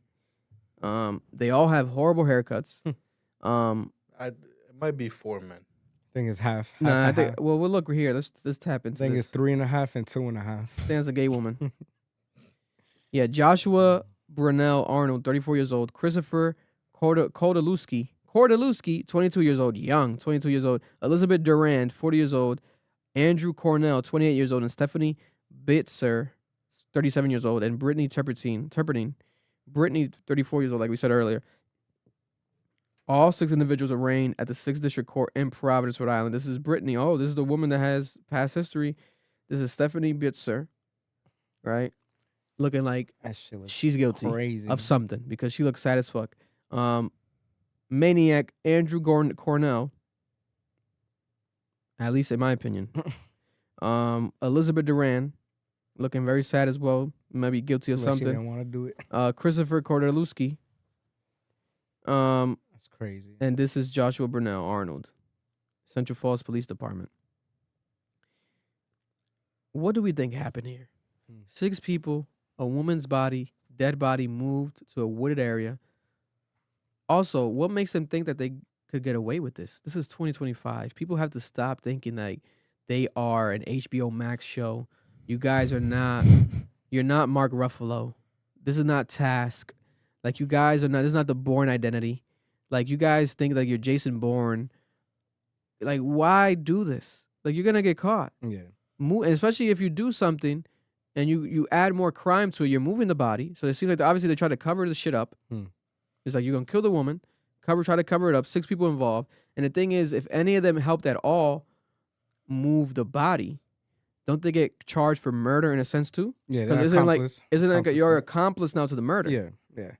Or the cover up of a murder. So I mean, so she was just roommate with one of them though? Yeah, with one of them. And then so the other 5 was just who knows? That's crazy. Because they're still, I saw that they're trying to figure out what actually happened to her body. So they're still doing the autopsy and stuff. But that's crazy, bro. Like, That's ridiculous. That's ridiculous. To know there's a group of people out there murdering, that's kind of scary. Man. Yeah. Hopefully it's not that case. And hopefully that's not the case. Hopefully it's just like, you know, God forbid is any of this. But it's like anything is, I guess, in the realm of possibility right now. 6 people for one body. Yeah. What the fuck is going on? Right. And there we have it. Shout out to Gabby. She wanted us to shout out her. She's doing she has an art gallery. Let me get the name of the art gallery right here. Shout out to Gabby Swinks.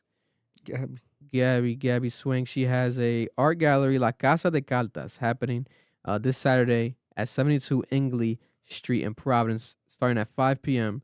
Shout out to her. She's a great actual artist. What she does with her, you know, work, photography, displays of pieces and historical little moments. I feel like it's almost like history when she just takes photos of people here in Rhode Island.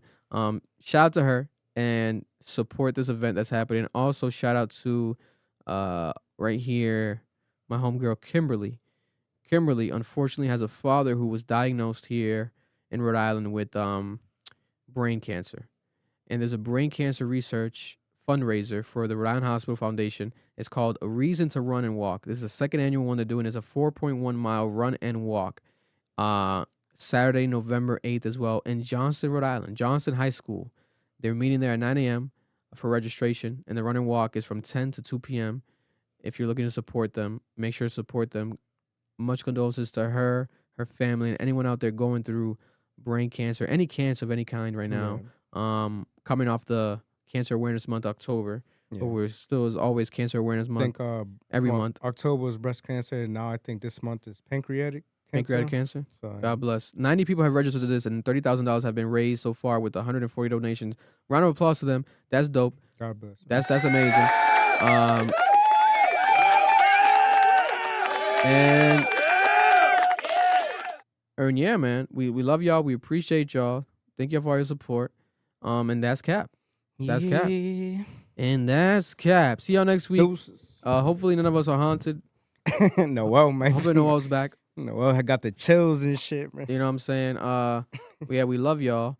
And also leave it running, Mar, because I'm gonna play the Rhode Island Education Collective clip at the end. I'm gonna just overlay it right now for them to see. I'm gonna play half of it. And next week, you guys get the rest of the conversation. But they're building a new school here in our state, Rhode Island, and I'm gonna have some information to update you guys with. So stay on the stream for like 10 more minutes, and I'm gonna play that overlaid for y'all. But other than that, appreciate y'all. Have a great week. That's Cap. Club and Mission Podcast from Rhode Island to the world. You already know. They're gonna love me with my ambition.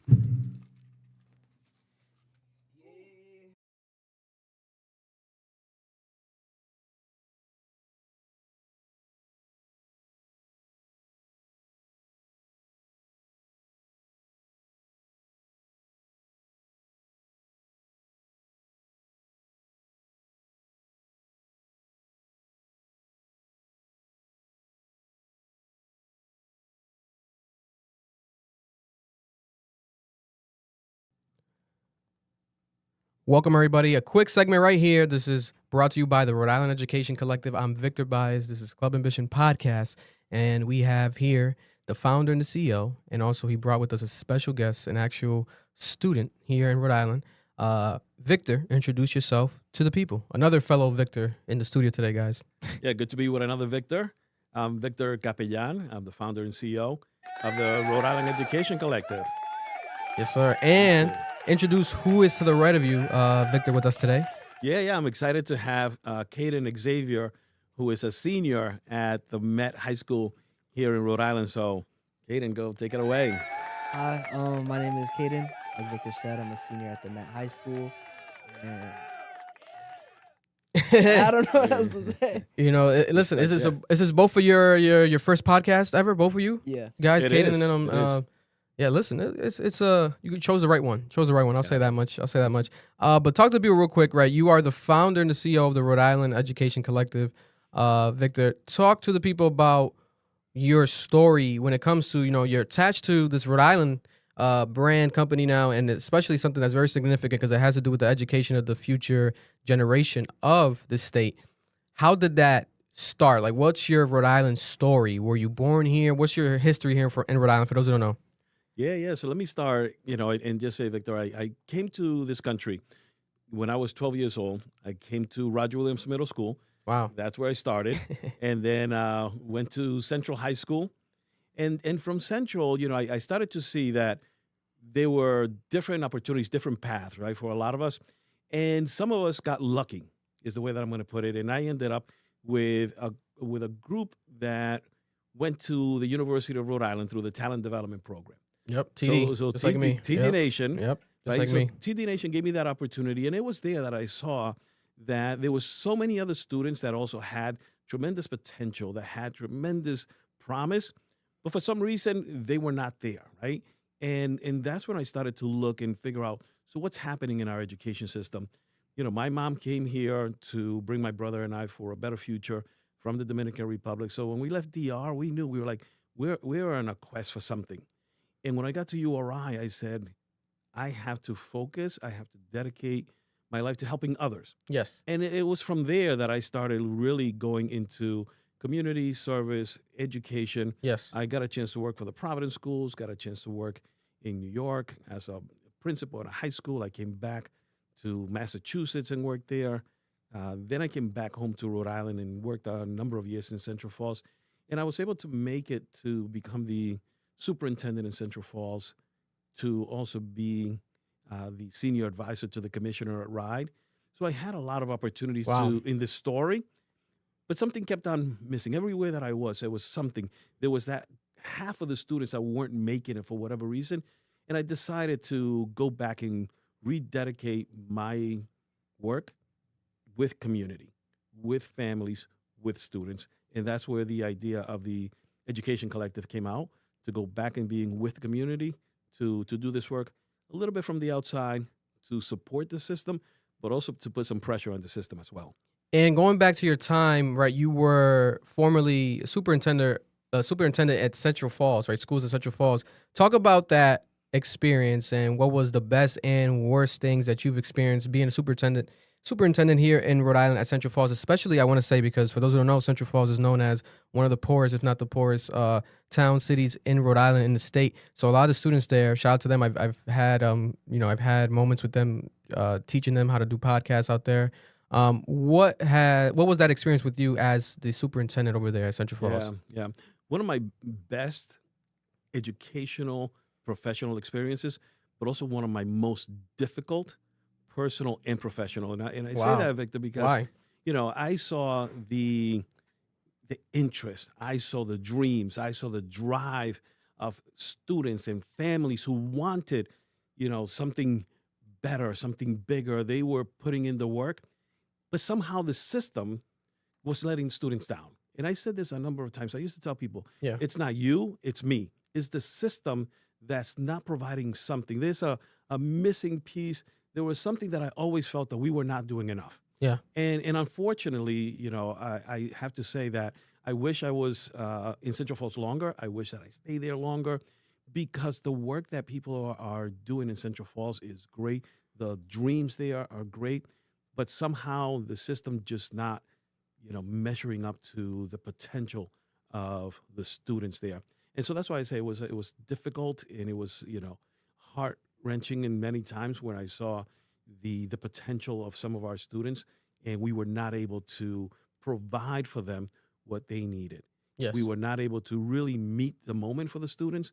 And so it was tough. I still have, a special place for Central Falls always.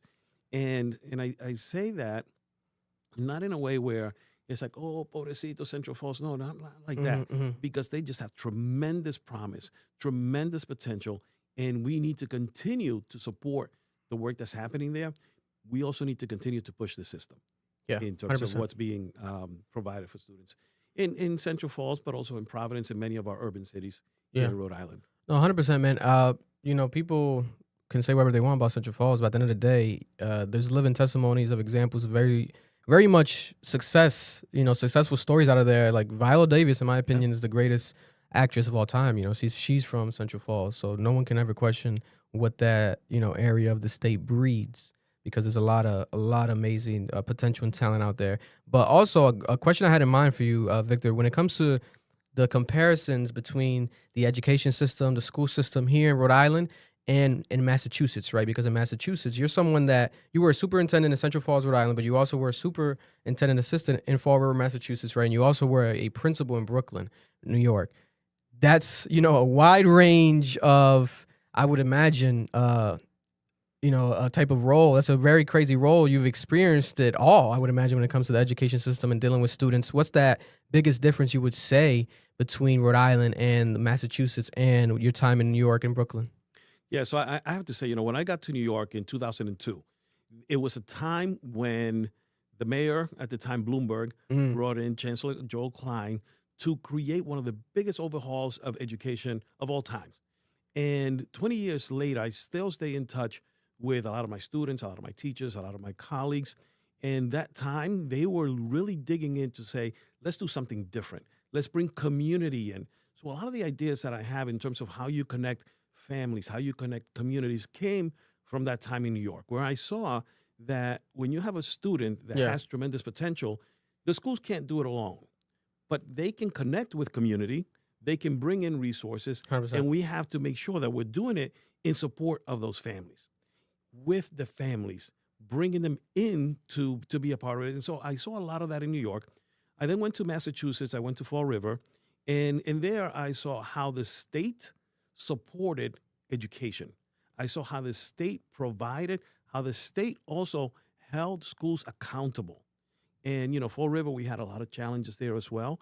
But I also found that there was a lot of support and a lot of expectations from the State Department. Here in Rhode Island, you see pieces of that. You see pockets. You see it in some places, but you don't see it everywhere.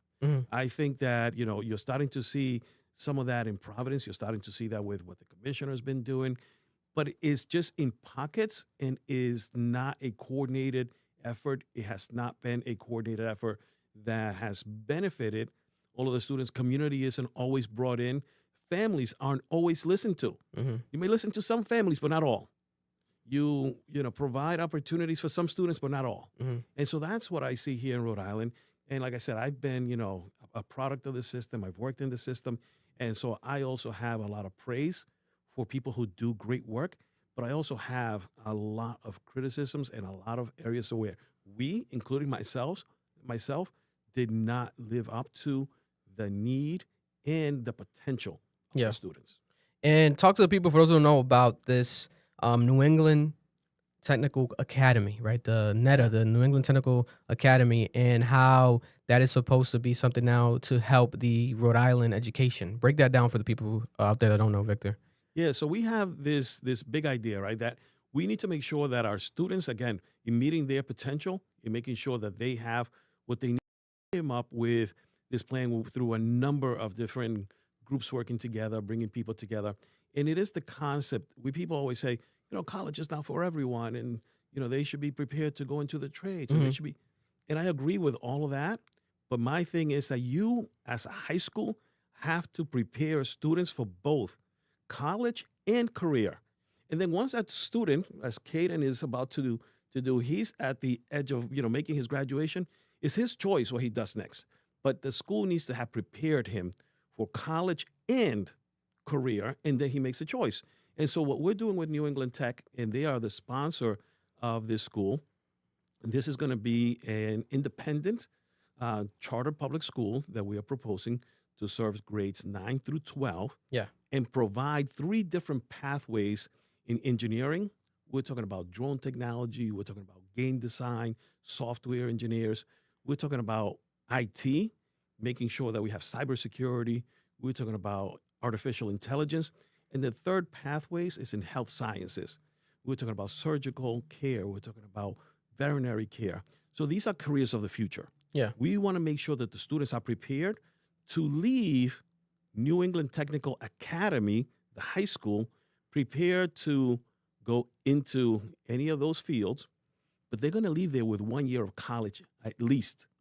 So this is completely different. They're going to leave with 1 year of college. and they're going to leave with industry recognized certificates that can then prepare them to go to college or go into the working world. That's up to them. Our job at the high school is to prepare them for both.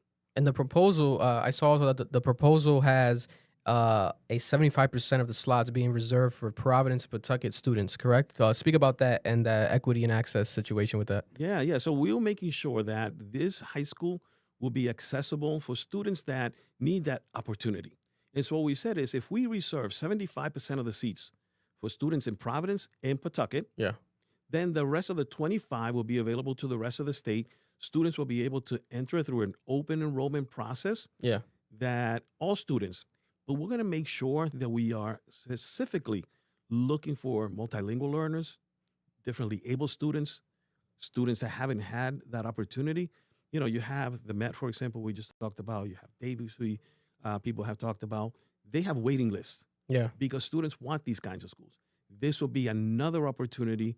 And right now we're in the process where the Department of Education is reviewing the proposal. So we're hoping in the next couple of weeks to get the proposal in front of the K-12 Council, the Board of Education. So right now we are really on a campaign basically to say, this is something good for our students. This is going to be great for our state. These are the careers of the future. We are working with over 40 different partners in industry entity who have said, these are the careers of the future. This is what we want to prepare our students for. And we're also making sure that they're prepared to go to college with 1 year of college credits that they can transfer anywhere they want, not just New England Tech. They can take those credits anywhere to higher education. So that's the proposal. And with the proposal also, have you seen any feedback? Two things. Have you seen any feedback from the families, the students? What's the feedback so far? Are people excited for this? And on top of that, what are some of the people that have made this also maybe? And that's midway point right there. The rest of that conversation you're going to be able to see next week here on the Club Mission Podcast. But shout out to them. That's right. Reminder right here. We have the Rhode Island right here. Rhode Island Education Collective, a sponsor of the podcast this month. Shout out to Victor. Shout out to them. And we'll see you guys next week. Much love. Rest of the conversation next week. You'll hear it.